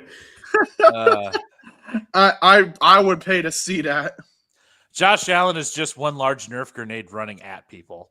That's all he'd be. And if you get touched by the Nerf grenade, you get sent to the Shadow Realm.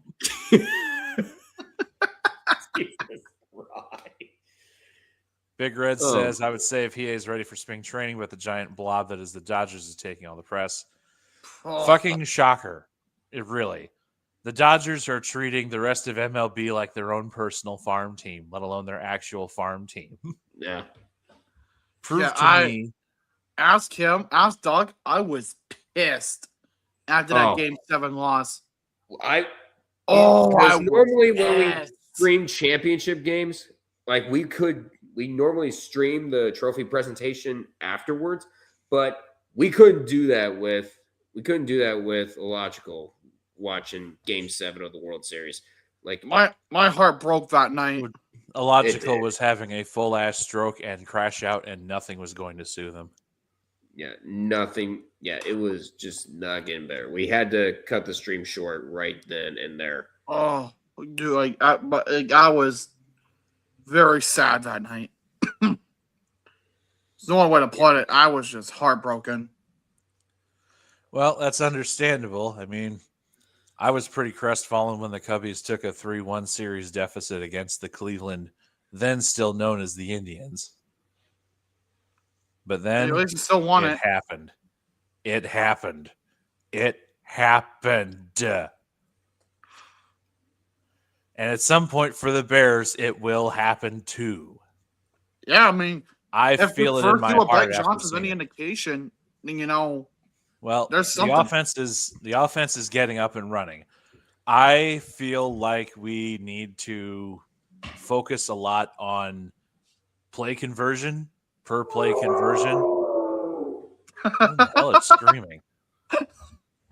What the hell are you screaming for? 2016.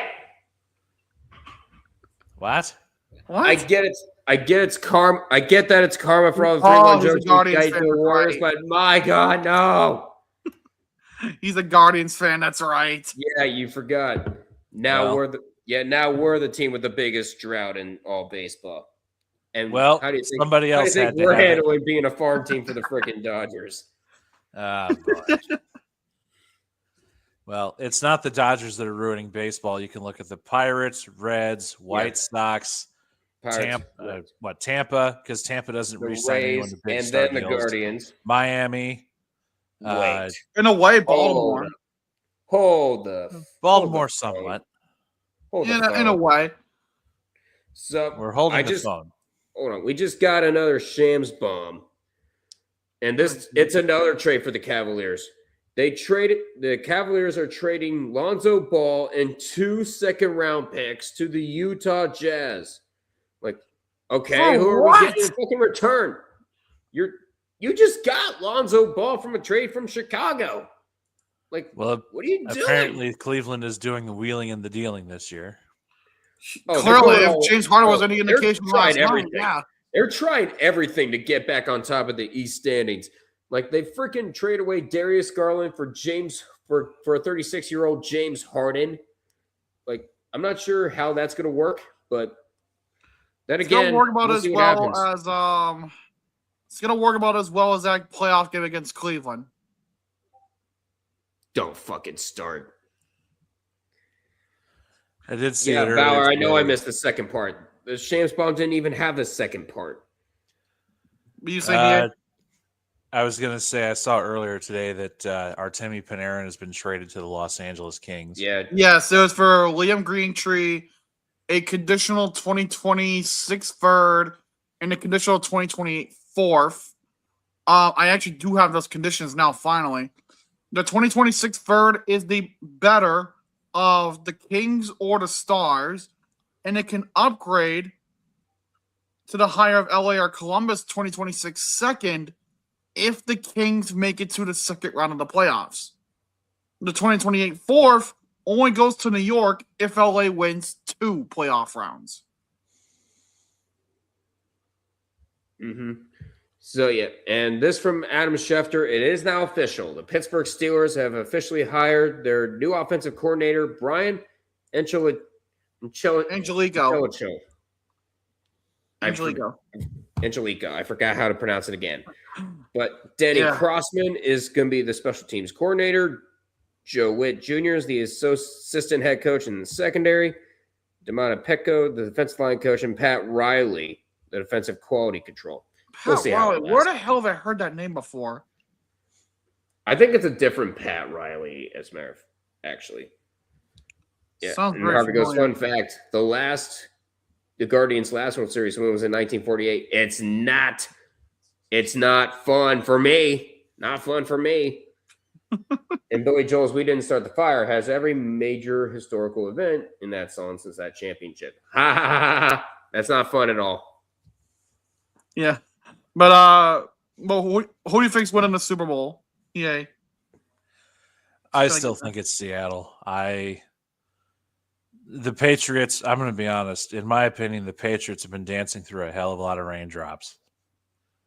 Their regular season was against a lot of teams that folded pretty hard. And their playoff has been against Houston with the CJ Stroud implosion. Then they get to play against Denver, and lucky of all lucky breaks, Bo Nix breaks his ankle. And they only squeak past the Jarrett Stidham Broncos. Only just. I somehow don't think that Sam Darnold is going to be restricted to that kind of production as what you saw out of CJ Turnover Stroud and the Bo Nixless Broncos. I have a feeling that Seattle has a good chance of running up the score.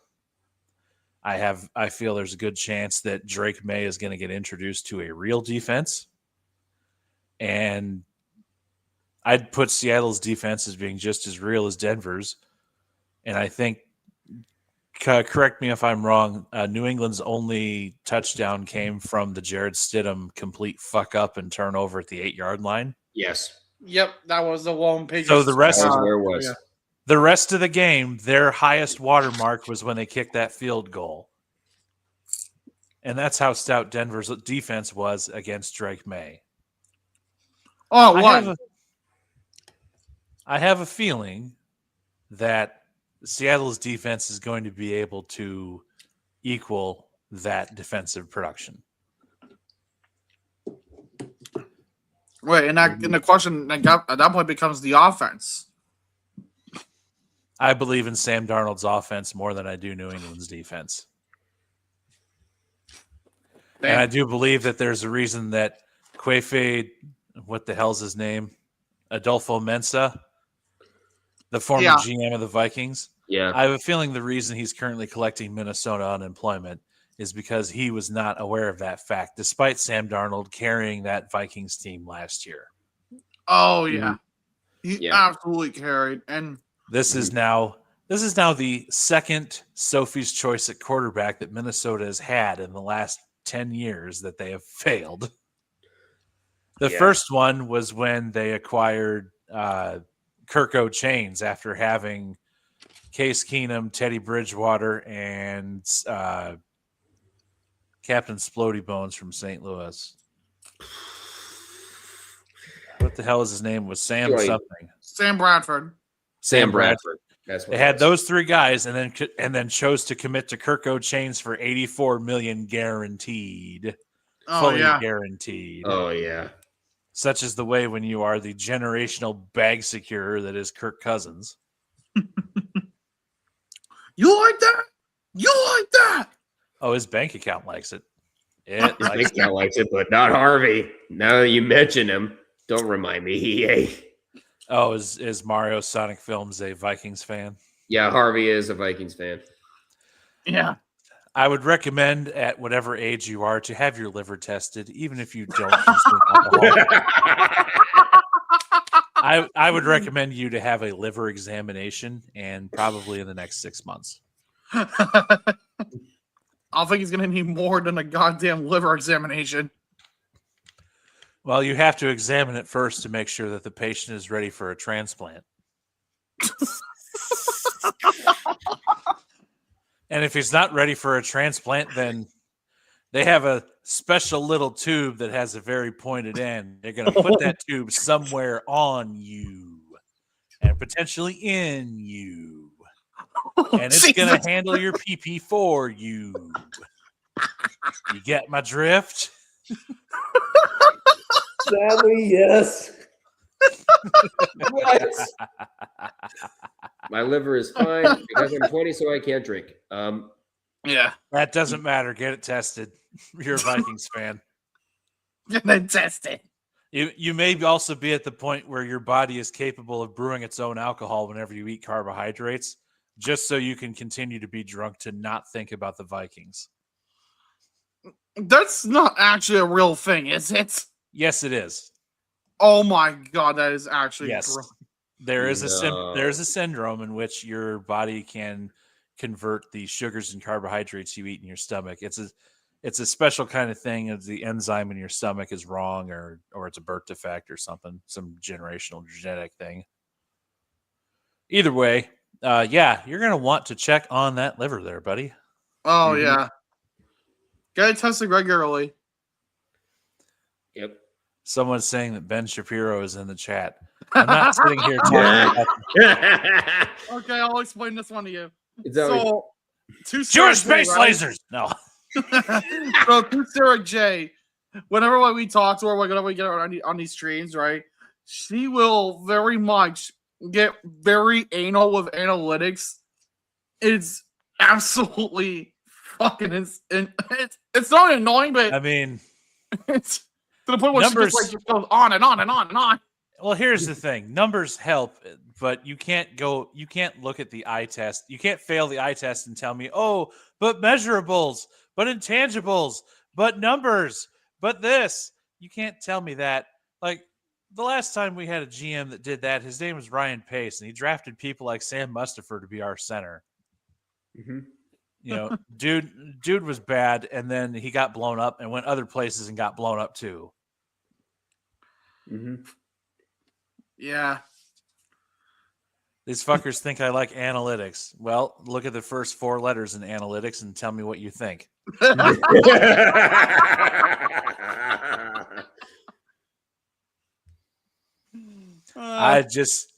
got nothing for that. Yeah. That's literally the best way to put it. That's literally the best way to put it. That is. I have apparently stumped the Rambler. No. You can't clue into that in front of the class and hope that you're going to hide it behind TMI. There. Yeah, I was gonna say. You can't. You cannot just put that out there and just not expect people to question it. You've. I think they say in the crime world, don't commit a misdemeanor while you're doing a felony. Dear God. Because every drug bust starts with a traffic stop. Don't forget that. Oh my God.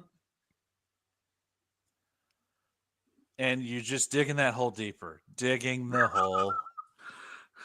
Where's the song? Diggy Diggy Hole. Get it out here. Oh, you're talking about the one from Yikes Cast. Oh my God. Time to dig the hole. Diggy Diggy Hole. Dude, jeez. Dear God. Oh my God, that's a fucking reference, man. Jeez. Sure is. Fucking hell. Yeah, it is. Let me see here. W shot by Hiei. Oh, thanks. Let's see. Where were we at before we got derailed by all this? Oh yeah. NFL and my prediction that Seattle's going to win. Yeah, your prediction. I kind of think that Seattle's going to win. And that's probably fair. handily. I can see that. I don't know if it's going to be everyone's turning off the TVs and Boston is going straight to Pornhub, but by halftime. But every year they put that out, the Pornhub bounce. As soon as the Super Bowl is done, they have a little chart that says this is what our web traffic looks like on Super Bowl Sunday, and then it's like if the game's a snoozer, then by halftime it's like. Which, when you're talking about Pornhub, saying elicits more than one thought, doesn't it, gentlemen? Oh my God. But if it's a good game, it goes all the way to the end, and then they get to within the point where the game is final, and then... Oh, my God. Riv up those servers because I sure am ready to beat my. No. Yeah, we've reached chaos hour without having 10 people in the freaking thing. Oh, we can get chaos hour very, very quickly. All I have to do is summon 5 points in tree and then do a Eiffel Tower over top a tree again.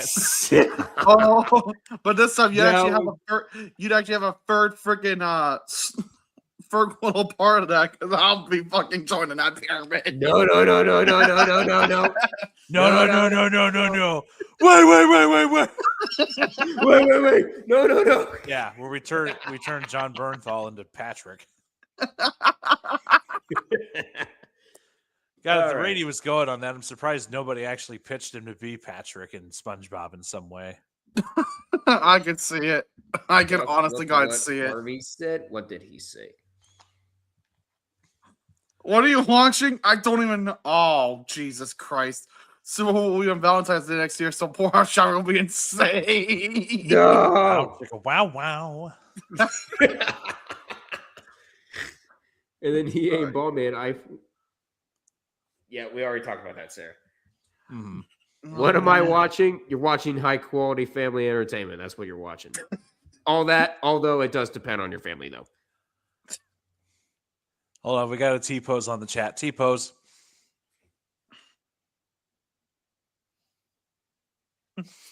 Okay, we're good. Okay. There's your chaos for the day. Yeah, we're going T-pose, and now this is what we resorted to. All right. But once again, EA, thank you for hopping on. Thank you for hopping on. We enjoy guys. Bring the dumpster fire over to our 2 channels. Thank you again. Right on. We just always a plus, man. Hopefully we see you down the road. Oh, I'm sure you will. I'll be somewhere. Yeah. Yep. Take care, you guys. Take care, buddy. See ya. Take care. America. America. Fuck yeah. Oh, man, the bag's saying a motherfucking day, yeah. America. Fuck yeah. Freedom is the only way. Yeah. Packers are your game is through. Communists, your game is through. Because now you have to answer to America. Fuck yeah. Lick my butt and suck on my balls.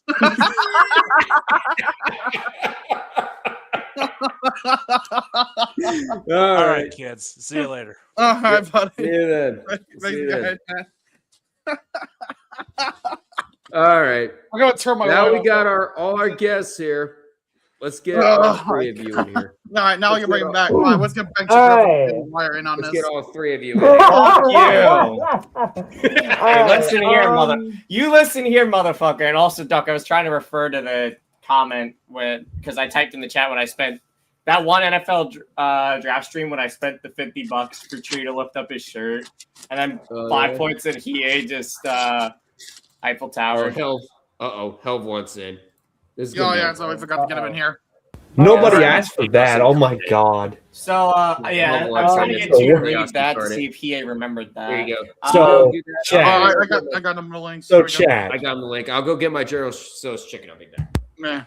So what I see here in this call is a Canadian, a duck, the literal USF god, a hypothetical, and a nice actor who can't seem to get out of the first round. Look, at least my acting abilities are carry me elsewhere than just doing things right now. I'm literally doing a show right now. I don't know if you guys know this. It's this thing called Urinetown. It's literally about an imagined dystopia where the water supply is so low that the government forces people to pee in order to piss. What? That's literally the premise, and it's the funniest show that's like, it's brilliant. Anyway, that took a while. I guess because it's been a while, right? Let's see. Yeah, it's been you guys have quite a talked while. quite a bit about the Super Bowl already, right? No, we still can't talk about it. I mean, obviously. Because we can't talk about it. Yeah, no. I mean, it's I mean, I think Great it's job, also, Toad. You're gonna make me face Anakin Skinwalker in the playoffs. Floby, do you want me to hang on. Floby, do you want me to murder you Okay, for guys, calling me that guys, name? I got a timeout. Oh, She'll do it. Too. I don't think what I'm Hang on. wearing is cutting it right now. Let me change. All right. Well, I was gonna say, Food is Coco! let's see. Hey, What yo. else I want to say? The ADHD is really kicking it. Oh yeah, I think it's very funny that we're getting the mic bowl. Not many people pointed that out, apparently, but yeah, no, there's that. I see what Hell's doing because tomorrow's. I think at the end of the day, I saw the video. Have you guys seen what Levi Stadium looks like now with all the Super Bowl paint and everything? I have Seahawks in the not. end zone. I have seen that. Yeah. I Well, the first. I- Yeah, the first thing I see, because now it's got like all the end zone paint in and the Super Bowl logo on it. The first comment I see from a Niners fan, look at how they massacred my boy. No, that's just Niners fans. Well, Oh, look, Niners I fans. mean, Well, it's that's just literal net- pain. yeah, that's just they Niners either watch one of their rivals win a Lombardi, or they watch one of their competing dynasties win another Lombardi.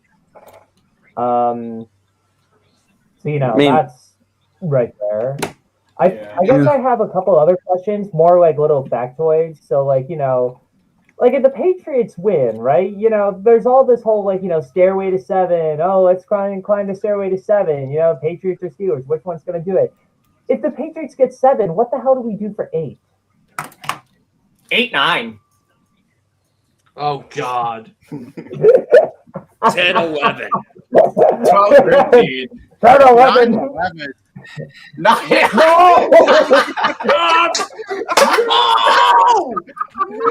But guys, remember when one of the playoff game scores were 9-11? You know, thinking of not wearing it.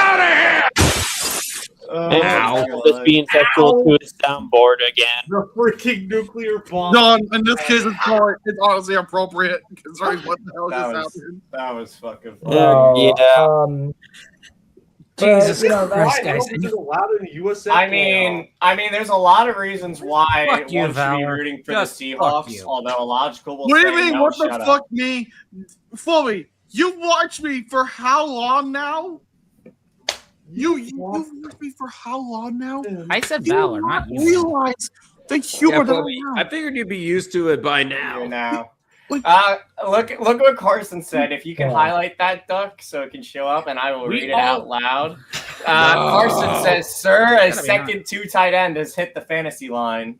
Dear God. what, you drafted Dear 4? God. Ah, Christ. I And can't if imagine you saw a it single earlier, team y'all. that would actually No draft frozen over. Yeah. Nope. And Harvey has said, "Sir, a second plane has hit New England." I was gonna- However, since I am pro-life, I won't be killing people. I will instead be using my superior debate skills to try and out people as the fake imposter. And also fix my mic because it sounds like you were underwater. So, Toad, I know our team is not in the Super Bowl, but can I just say, I feel like you and everybody else were really over-exaggerating the Matt Nagy hire as our offensive coordinator. No, I think he's going to be complete garbage for us because all we're going to do is we're going to call nothing but screens. Matt Nagy is going to be abusive to Jackson Dart, like a gymnastics coach, which that was the last thing I needed because Brian Dable also has that gymnastics coach abusive energy. And, it all over again. So wonderful. And, I can't wait to see Cam Scadaboo get 0 runs. That's going to be wonderful.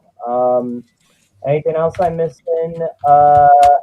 Bellinger is still very underrated and he should be used more often. But Daniel Bellinger is definitely an underrated tight end. I like him and Theo Johnson. If they can use both of them, Your very head well. coach. Oh, shit. What? We got breaking news. Oh, boy. Here we go. Here we go. Gavin McKenna was charged with felony aggravated assault in a bar incident after Penn State's outdoor game. Oh, shit. Oh, what the fuck? Commonwealth of Pennsylvania Well, versus also- Gavin McKenna. Oh, there goes his drip.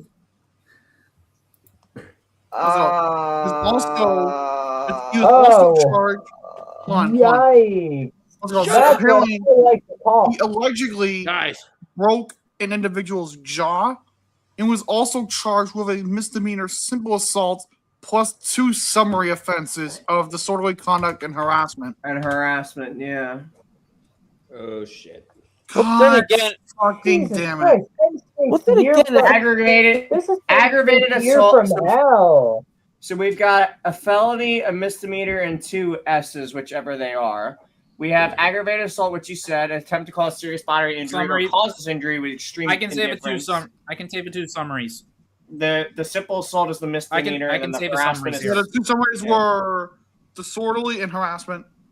Disorderly conduct and harassment. disorderly conduct, engaged in fighting, and harassment subject other to physical conduct. That's Yikes. If And found the- guilty and you on all said- charges, that's 20 years. this is Just by from the felony. Hog Report was the first one to really post it. I just saw it. well, the guy that posted it is Owen Gelber, who Good works God. with Penn State. He's their men's hockey insider. He also does sports broadcasting and writing. I mean, he only has 251 followers, but he is followed by Kevin Weeks, and he does. If you go to his website, he actually does work.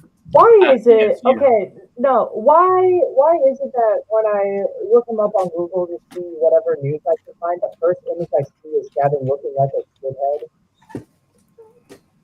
well, that's what most hockey players look like. And then again, Yeah, you said I guess. illogical. Hold on, time out. Illogical. You said this sort of took place at a bar? Yes, is what it said. Yeah. If he's found guilty I mean- on these charges, he might face up to 20 years behind bars. How long? He 20. might face up to 20 20 years. years. Up 20 to years? 20. Up to 20 years. Yeah. I mean, when they always say It's up to 20 years. that never because of ends a up felony. being true. However, he definitely might be facing quite a bit. But yeah, But then again, you're dealing with a bunch of like drunk college students and all that stuff. Don't matter. Don't matter. It doesn't Hold matter. on. Hold on. It's- Give but me a it's- second.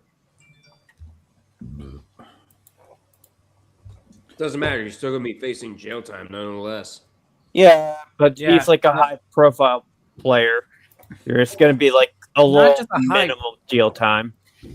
Hold on, I'm going Billy, to it's- Pennsylvania. time out. I'm He's going to not Pennsylvania's website on this to see if this So, is actually this one- true. So, When was this I filed? remember the pending account, Jay Fresh, Gavin McKenna. I'm looking on it. I don't even think they're gonna Time accept out. him. Filed Time out, today. motherfucker. Hell, Time this out. is our stream. But Yeah, it's I'm our fault. looking at it. I'm looking at an article from. Oh, it's real. Onwards. Yeah, Oh, no, it's real. it's Hey, real. I just went to the portal, the Unified Judicial System in Pennsylvania web portal. It's real. It's real. It is definitely shit. real. Oh, that's Oh fuck. Oh, yeah. God. He, Speaking of, yeah, he furked. oh. what does it my- always say on the show? Oh, yeah. Play stupid games, get stupid prizes. Jesus Christ. Yeah, think about it being the number 1 draft pick, Gavin McKenna. You pretty much screwed that up. We're not picking you, bitch. Yeah. I mean, I want to fucking blame anyone if they passed on him. I Yeah. think he's probably going to go to round 5 at this rate. Can I get my spiel out of the way? Well, Go hold ahead. on, Health. Hold on, Health. You say he might go to round 5, but you forget this is the same league, right? That somehow allowed Logan Mailloux to go in the late first round. That is true, but that's because, as if you recall, the GM at the time of the Montreal Canadiens was a fucking idiot. Who is it? Bergevin? Bergevin, yeah. Bergevin. Plus, my But- phrasing on that one, I'm not wrong. Yeah, but Bergevin. let's try to get back on the Super Bowl topic for a bit. Yeah. So, how are we feeling with the games and like with how the season's gone? because the bulk of the season's over. We got one game left, and that game's in 4 days. Let's take a minute to kind of reflect on this. I'll start on this because I actually have the least amount of time left. So I'll just try and be brief. Go ahead, all you. It's on you. All right, I'll probably Kevin Smith my thoughts though, so be aware. But I'm gonna be honest. This season has probably been the drunkest season since the 2021 season. I have been honestly enjoying quite the chaos to the point where I'm even though I'm co-Giants fan, co-Bills fan, I'm I've matured quite enough to being able to experience all the other games and appreciating the football for what it's worth. And I've been very a lot of more laughter than usual. And I mean, it's been very fun, in the meme side of things, but also just very confusing. I mean, obviously, being a Giants fan was very miserable because you could tell that this was a playoff caliber team if Shane Bowen didn't fucking exist and Brian Dable wasn't being such an abusive bully. But it is what it is, and even though we have Harbaugh and everything, if Matt Nagy is it's a deer in the headlights. I think that we can definitely go on that playoff potential. I can't say the same for the Bills. I had a strange feeling around October when they lost to the Falcons that they were not going to go all the way like people were thinking they were. Even in the playoffs, when people were saying, oh, there's no Lamar, oh, there's no Mahomes, they're going to go all the way. And I'm like, motherfucker, you do not know these Bills. You do not know these Bills because they have had severe issues on defense, and their offense has been severely more on a decline than anything else. It's just been Josh Allen and James Cook, praying and hoping that they do something magnificent. And, 90% of the time it works. I mean, again, the wins were always fun to watch, but the losses just felt very painful, and I kept feeling like we were somehow going to go back to that walking mediocrity basement. And with the fire-in, I just feel more pissed than ever about it because it reminds me of when the Giants forced Tom Coughlin to resign. And yes, to be fair, he was a few years past his prime at that point, but still, he was being forced to resign by the organization. And then the replacement, they promoted from within. This is literally what the Bills are doing. And, maybe we'll have one more year where there's a facade, but I do not have faith in Joe Brady whatsoever. And all that kind of stuff. So yeah, those are my personal team reflections. Otherwise on the league, there were some very fun teams to watch. I mean, the Bears, watching the way they go on and seeing Glenn Powell, Ben Johnson as a coach doing what he's been doing. It's been amazing. The Chiefs collapsing has surprised me. I would say that they might have a chance to come back next year, but then being pointed out of the severe cap issues and the aging of the average core, I'm it's pretty iffy at best. Maybe Mahomes coming back might not be enough to save them. So it's very wild. I wouldn't call them dead just yet because we all saw what happened with the Patriots after Brady got his ACL and his MCL completely fucked. But we'll have to see about that. Were there any other fun teams? I mean, the Panthers were they're quite a ride. I mean, you know what else is a ride though? So you know what else is a ride though? Joe Humphrey winning the NXT championship. That's it. I mean, completely unrelated for the NFL, of course, but it's nice to see Joe Hendry doing things and very fun and such.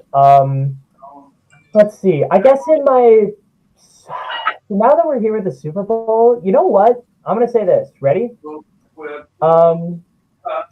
Patriots are probably gonna win.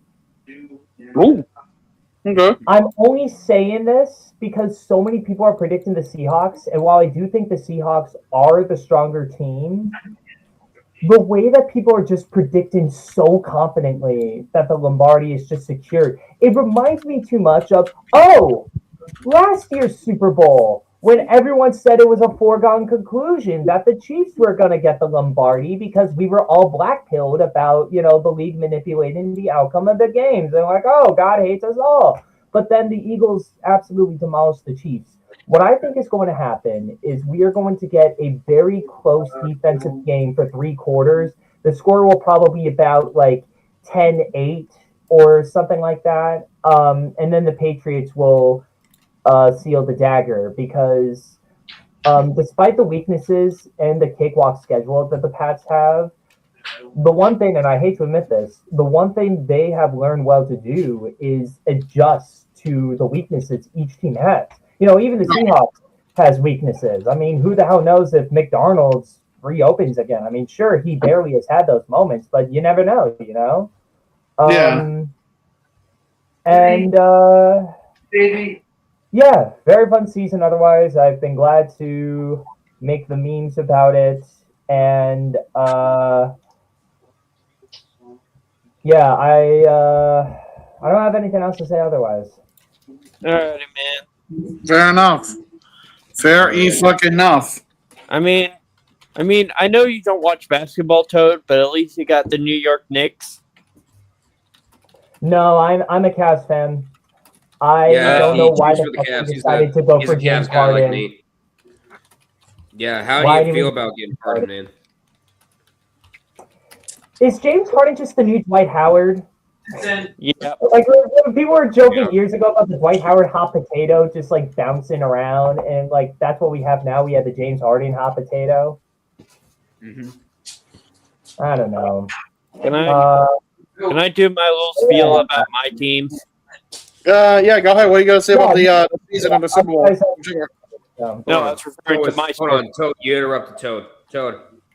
Yeah. I was about to say, you can go ahead because that's going to be it for me because I have to run now. All right, All right, buddy. See you then. Catch you later. I was gonna go. Yeah, go ahead, Bill. Your I was turn. gonna go. It's just not been fun in Tennessee land.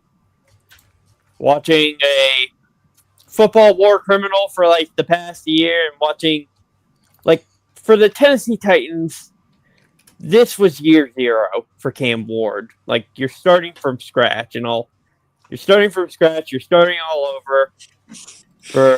It's like moving chairs on decks. Yeah.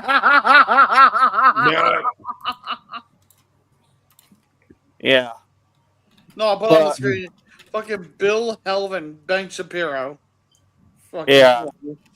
There it is. We got Jordan Peterson, Ben Shapiro, and David Knowles. What's wrong with you, Jordan Peterson or David damn it. Knowles? David Knowles. You gonna eat, baby girl? You're David Knowles. Okay. You gonna eat your food, baby girl? 20 years alone is incredible. Jesus Crazy. Christ. Yeah. But Do I have to say the magic line when it comes to I will fucking say this this, bullshit? I will say Get this. on with it!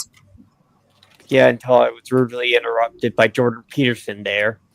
I'm fearing, I was fearing for the worst for the Titans to hire Matt Nagy, but somehow bullying works when you force an organization to hire somebody else, mainly Robert Saleh. Yeah. I mean, the Tennessee Titans are going to turn into the baldest coaching staff of all time. Literally. Yeah, at this point, I've been telling Kevin, maybe we should definitely go bald. What do you want to look like, Alan Nadeau? No, I'm not going to look like Anakin Skinhead. But that's besides the point. The Predators, I don't know what the fuck they're doing. We're in this sort of limbo, whether we want to be a playoff team or a blow-up is imminent. And Trust resigning doesn't help that much. But this was more or less like a dying on a sword type of deal. Yeah. While the Memphis Grizzlies are just blowing up. And I want to say something. Guess how many first-round picks they have? Oh, God. Are we talking NBA or are we talking NFL? NBA. And then I have no idea. Anyone else want to take a guess? I don't know, 4? 13 draft first-round picks. Sorry. 14. I'm sorry, did you say 13? Jesus Christ. Yes.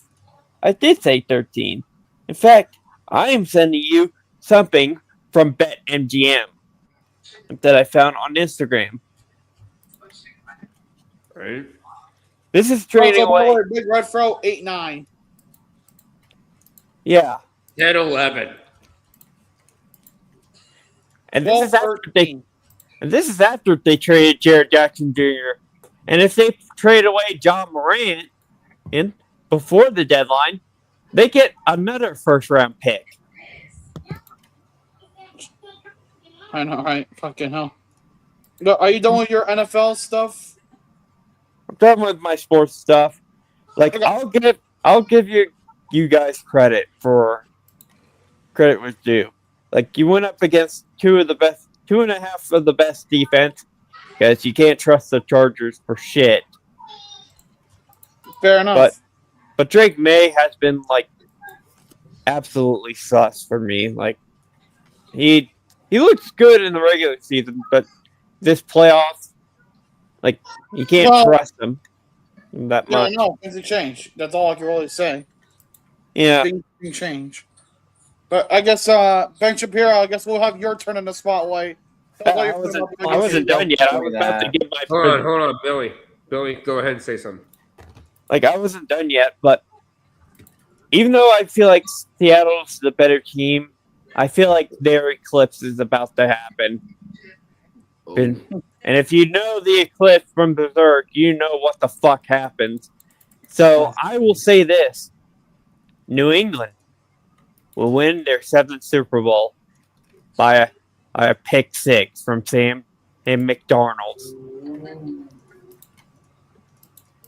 All right. Oh, okay. All right. Sarah, now it's your turn. Go ahead, Shapiro.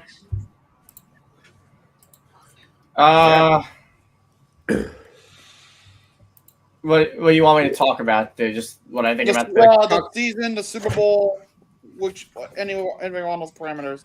Well, I mean, the Eagles, as soon as they lost Kellen Moore, and then we knew that they were going to take a step back. The Niners were hurt to ever-living shit because of all their injuries. So that really opened the door up in the NFC, and that we saw the Seahawks come out of the NFC, which, honestly, the Seahawks have had a low-key roster for a while now. They've done, instead of a rebuild, they've done a retool. And look where they are now. It's a successful retool. And the Patriots, meanwhile, on the other hand, thanks to 3 straight Super Bowl hangovers for the Chiefs, and also Mahomes got hurt, and everybody there taking a step back. That opened the door up for the AFC, which we saw the Broncos and the Patriots take advantage of Charmin ultra-soft ass schedules. This should have been the Bills' year to come out of the AFC. You had no Bengals in the playoffs. You had no Ravens in the playoffs. You had no Chiefs in the playoffs. And the fact that they absolutely fucking failed, it's an indictment on them, and it's why Sean McDermott is out of a job. Now, they basically promoted somebody from within, and they also did a firing via promotion for their GM, although he's still the GM. And it's going to get to the point to where this was the Bills' best opportunity, obviously with BME going back to Kansas City, and the best years for the Chiefs happened under BME, even though, yes, Matt Nagy did win a Super Bowl as offensive coordinator. He won 2, actually, in their organization. The Chiefs are going to bounce back. Obviously, we don't know about what's going to happen with with Travis Kelce, but there's a very high chance that the Chiefs could end up with one of those receivers being Tyson or Tate in the draft. And if so, look out, everybody. Well, they have Noah Gray still that they can develop. Yeah, but I'm saying though, it's like they're gonna get one of those premium wide receivers. I feel based on who's in the top 10 and who needs what. So look out, NFL, when the Chiefs come back next year. The Bengals, if they can get a fucking defense and if they can get an offensive line, there'll be threats and if they can actually fire Zach Taylor, which they won't unless they have another bad year next year. Then the Bengals will be somebody to look out for. And then obviously we'll see what happens with the Ravens under their new coach. There's still questions there, and I do think Harbaugh is going to try to poach some Ravens in free agency. Like, they're already letting Lindenbaum go, and there's reports that Lindenbaum will sign with the Giants. So I don't expect Lindenbaum to be the only former Raven that ends up in New York. That's all I'm going to say. This was the Bills. Well, they gave me the floor, fucking Floby. This is the whole point. This is yap time. That's the point. So shut the fuck up.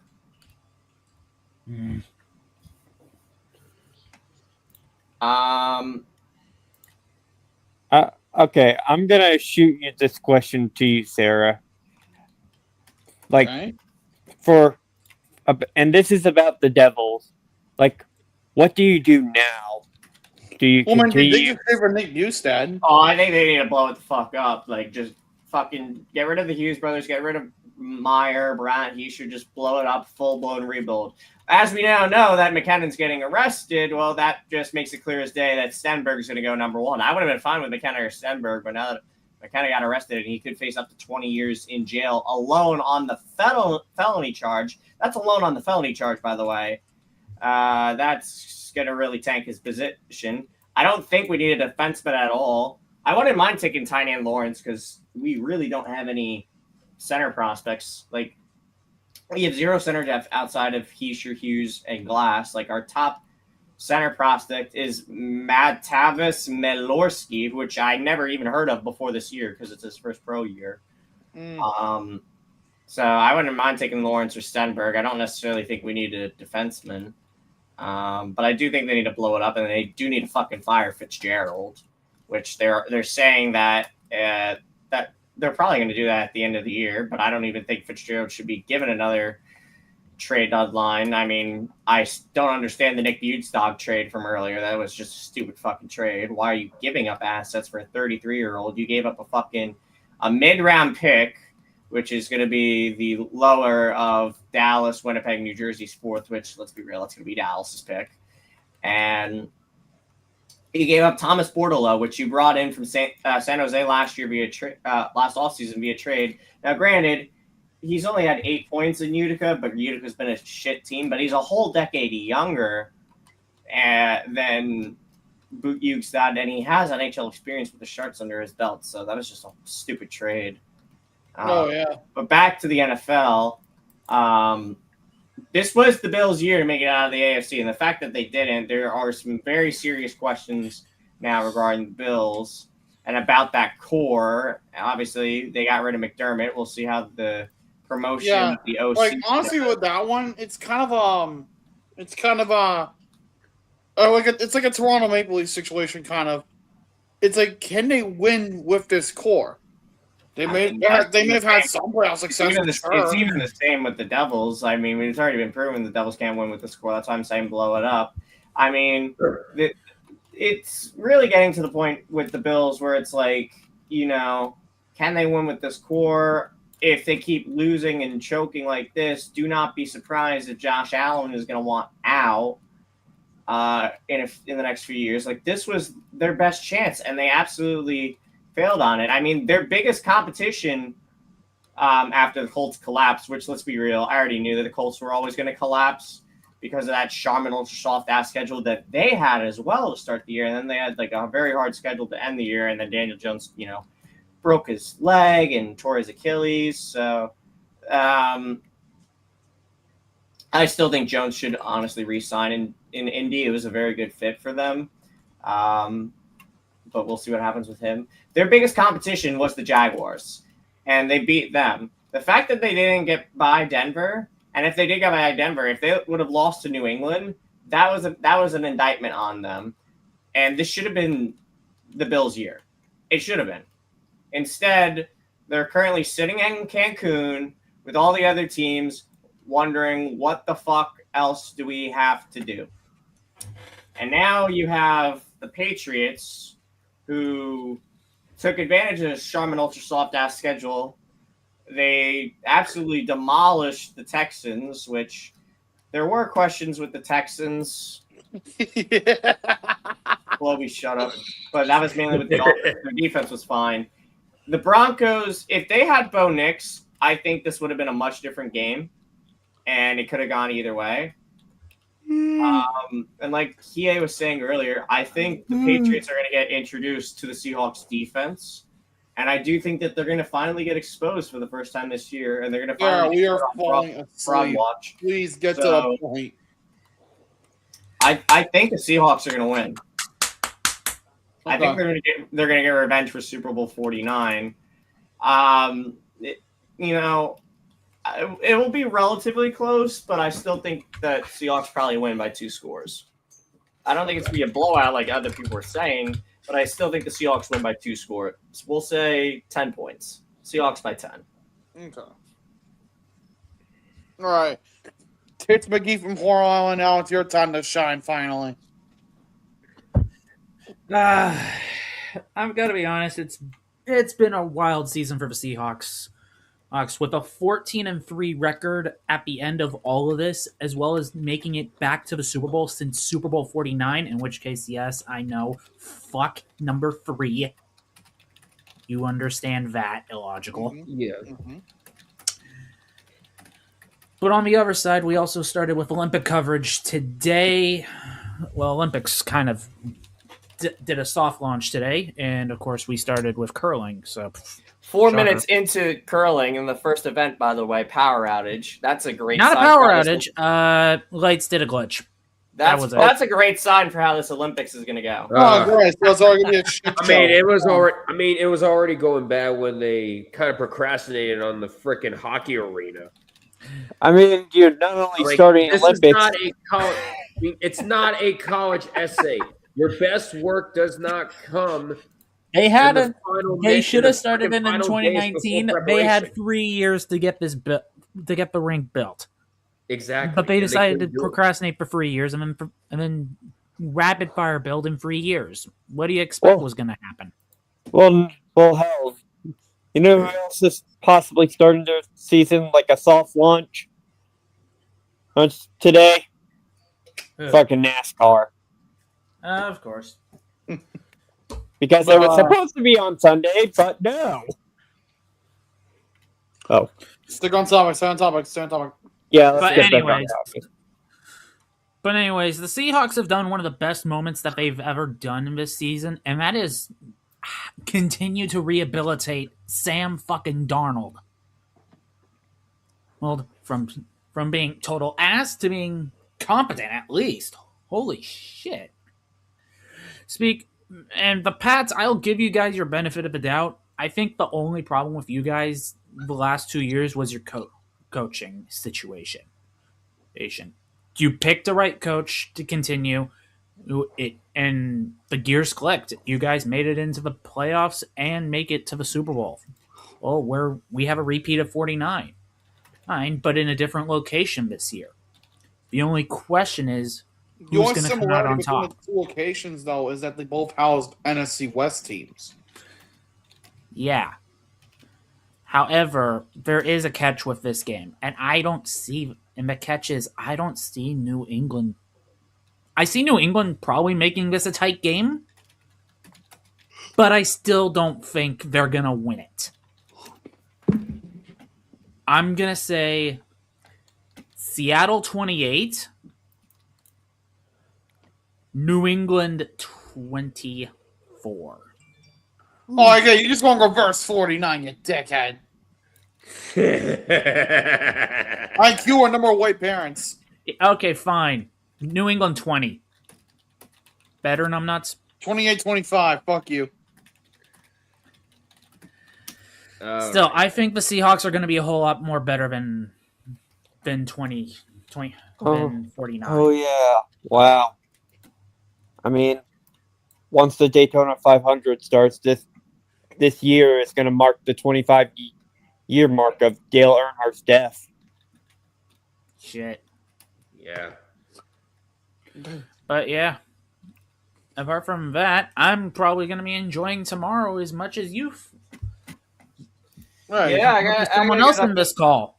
Yeah, I gotta get up at fucking 6, whatever. You're doing the to go early games. live. I'm doing both late games. Shocker. Well, no, Right, I mean, and then I'm doing NFL awards. Basically, yeah, I mean, I have the 6, 8, and 10 o'clock. I'm probably not gonna do the 3 o'clock. The 3 o'clock is Canada. I'm doing the 3. I'm doing both 10 and 3 your guys' time. you guys can talk about this. I know. We still got to fucking shit. I know, but I know I was going to cover I the. know. I'm probably just going to cover the late games, but I think we do know for a fact 3 of us are merging our broadcasts on Friday. Oh, for fuck's sake! Damn it! Oh, I yeah. can't do figure skating. Fuck. No, I'm saying we Right. stay on topic. On topic. Oh yeah. Oh, I forgot to give my score. You can Go give it ahead, now if Dylan. you want. You can give it now. Here. Okay, I will say 33-24 New England. All right. I'll say Paul 30. Duck is looking like he's high as hell. I mean, I said. Your I boy, said Bane. I said Seattle by 10. So for giving a score for me, I'll do 38-28. For Seattle. okay.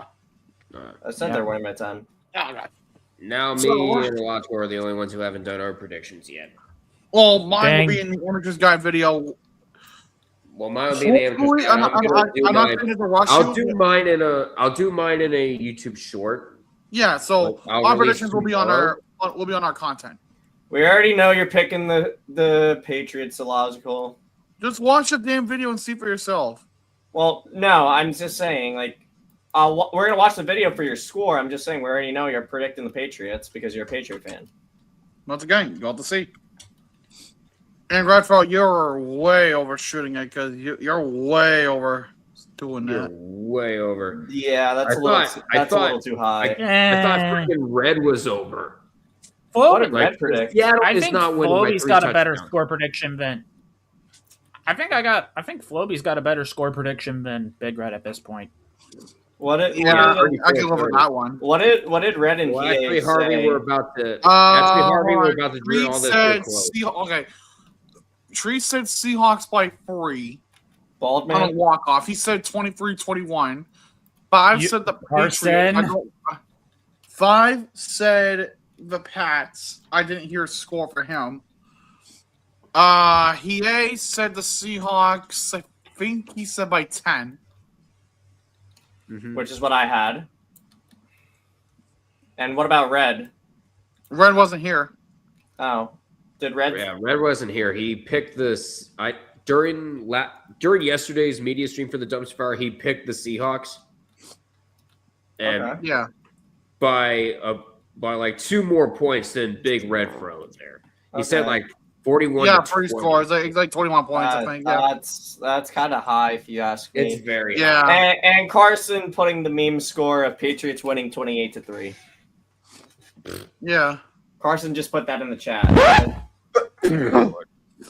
Right. And actually, Harvey, we're actually getting close to ending.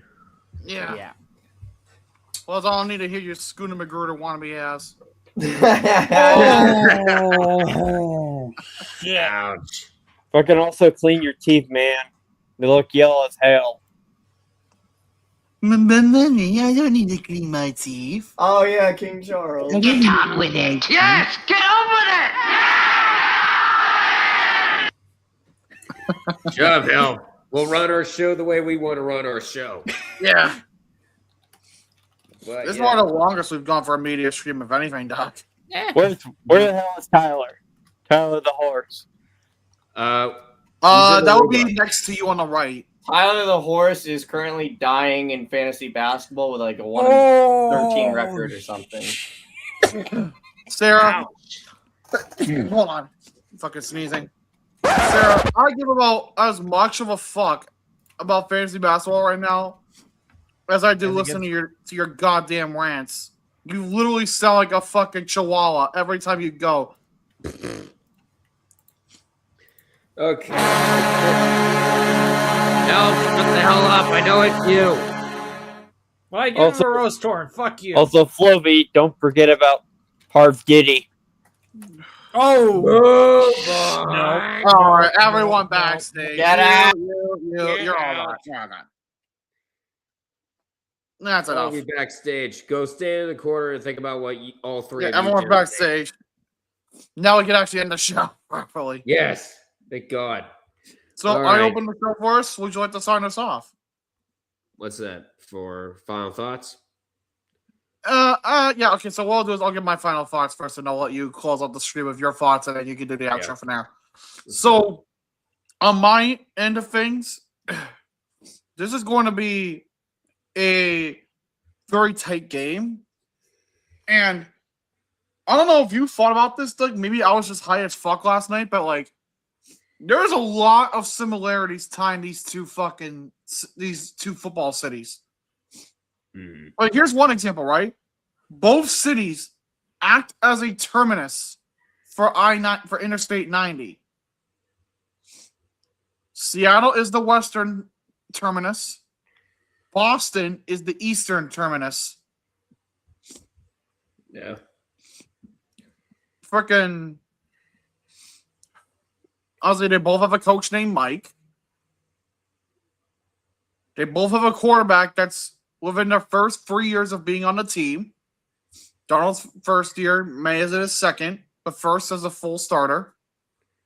What else? Fucking both of their quarterbacks are white.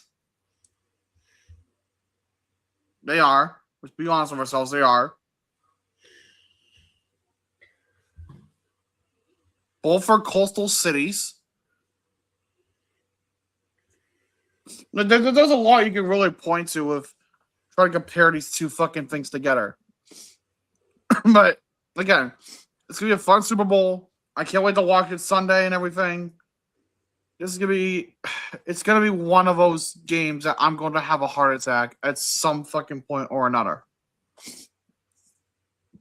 I can only imagine how the hell it's gonna go down. Nervous more than anything. Yeah. But I'll let you take your thoughts. But yeah, this 2025 season has definitely been one with the most twists and turns throughout these last few years.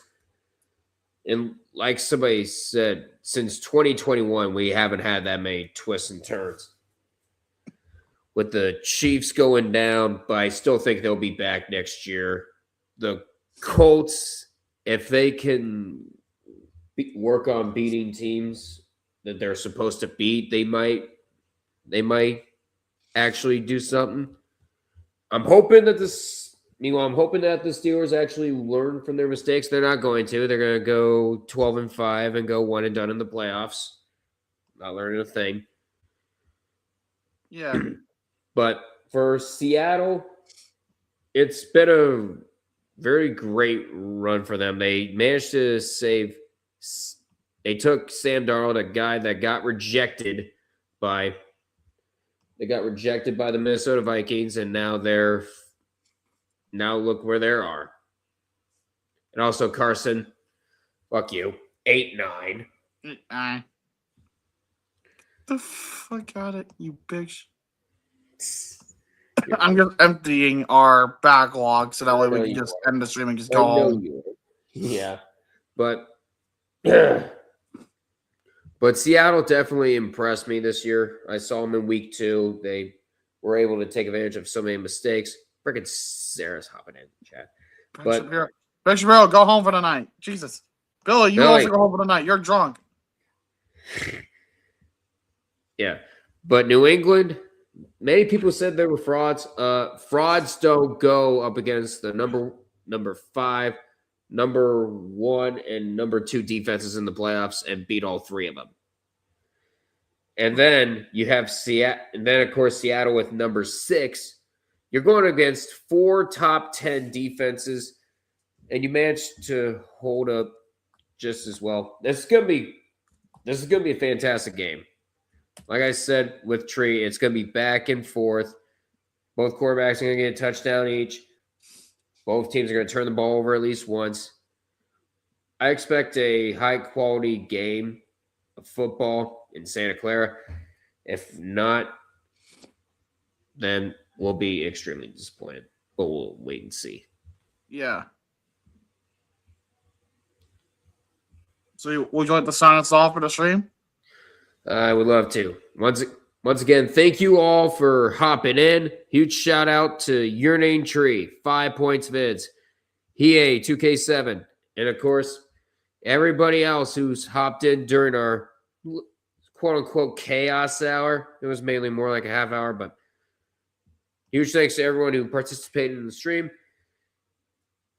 And be sure to tune in on Sunday for Super Bowl 60. And then, of course, on Friday at 2 o'clock, we have the opening ceremony for the Milano Cortina Olympic Winter Games. That should be a fun one. Thank you all again for watching. Please feel free to like, comment, share this with your friends, and, of course, subscribe to both the Red Rubber Duckwood on Sports Network and Illogical Canadian. I have a cat beating on the door. But thank you guys again for watching, and until we meet again, we will see you on either Friday or Sunday or both for the Winter Olympics and the Super Bowl. We'll see you then. Take care, you guys. Take care.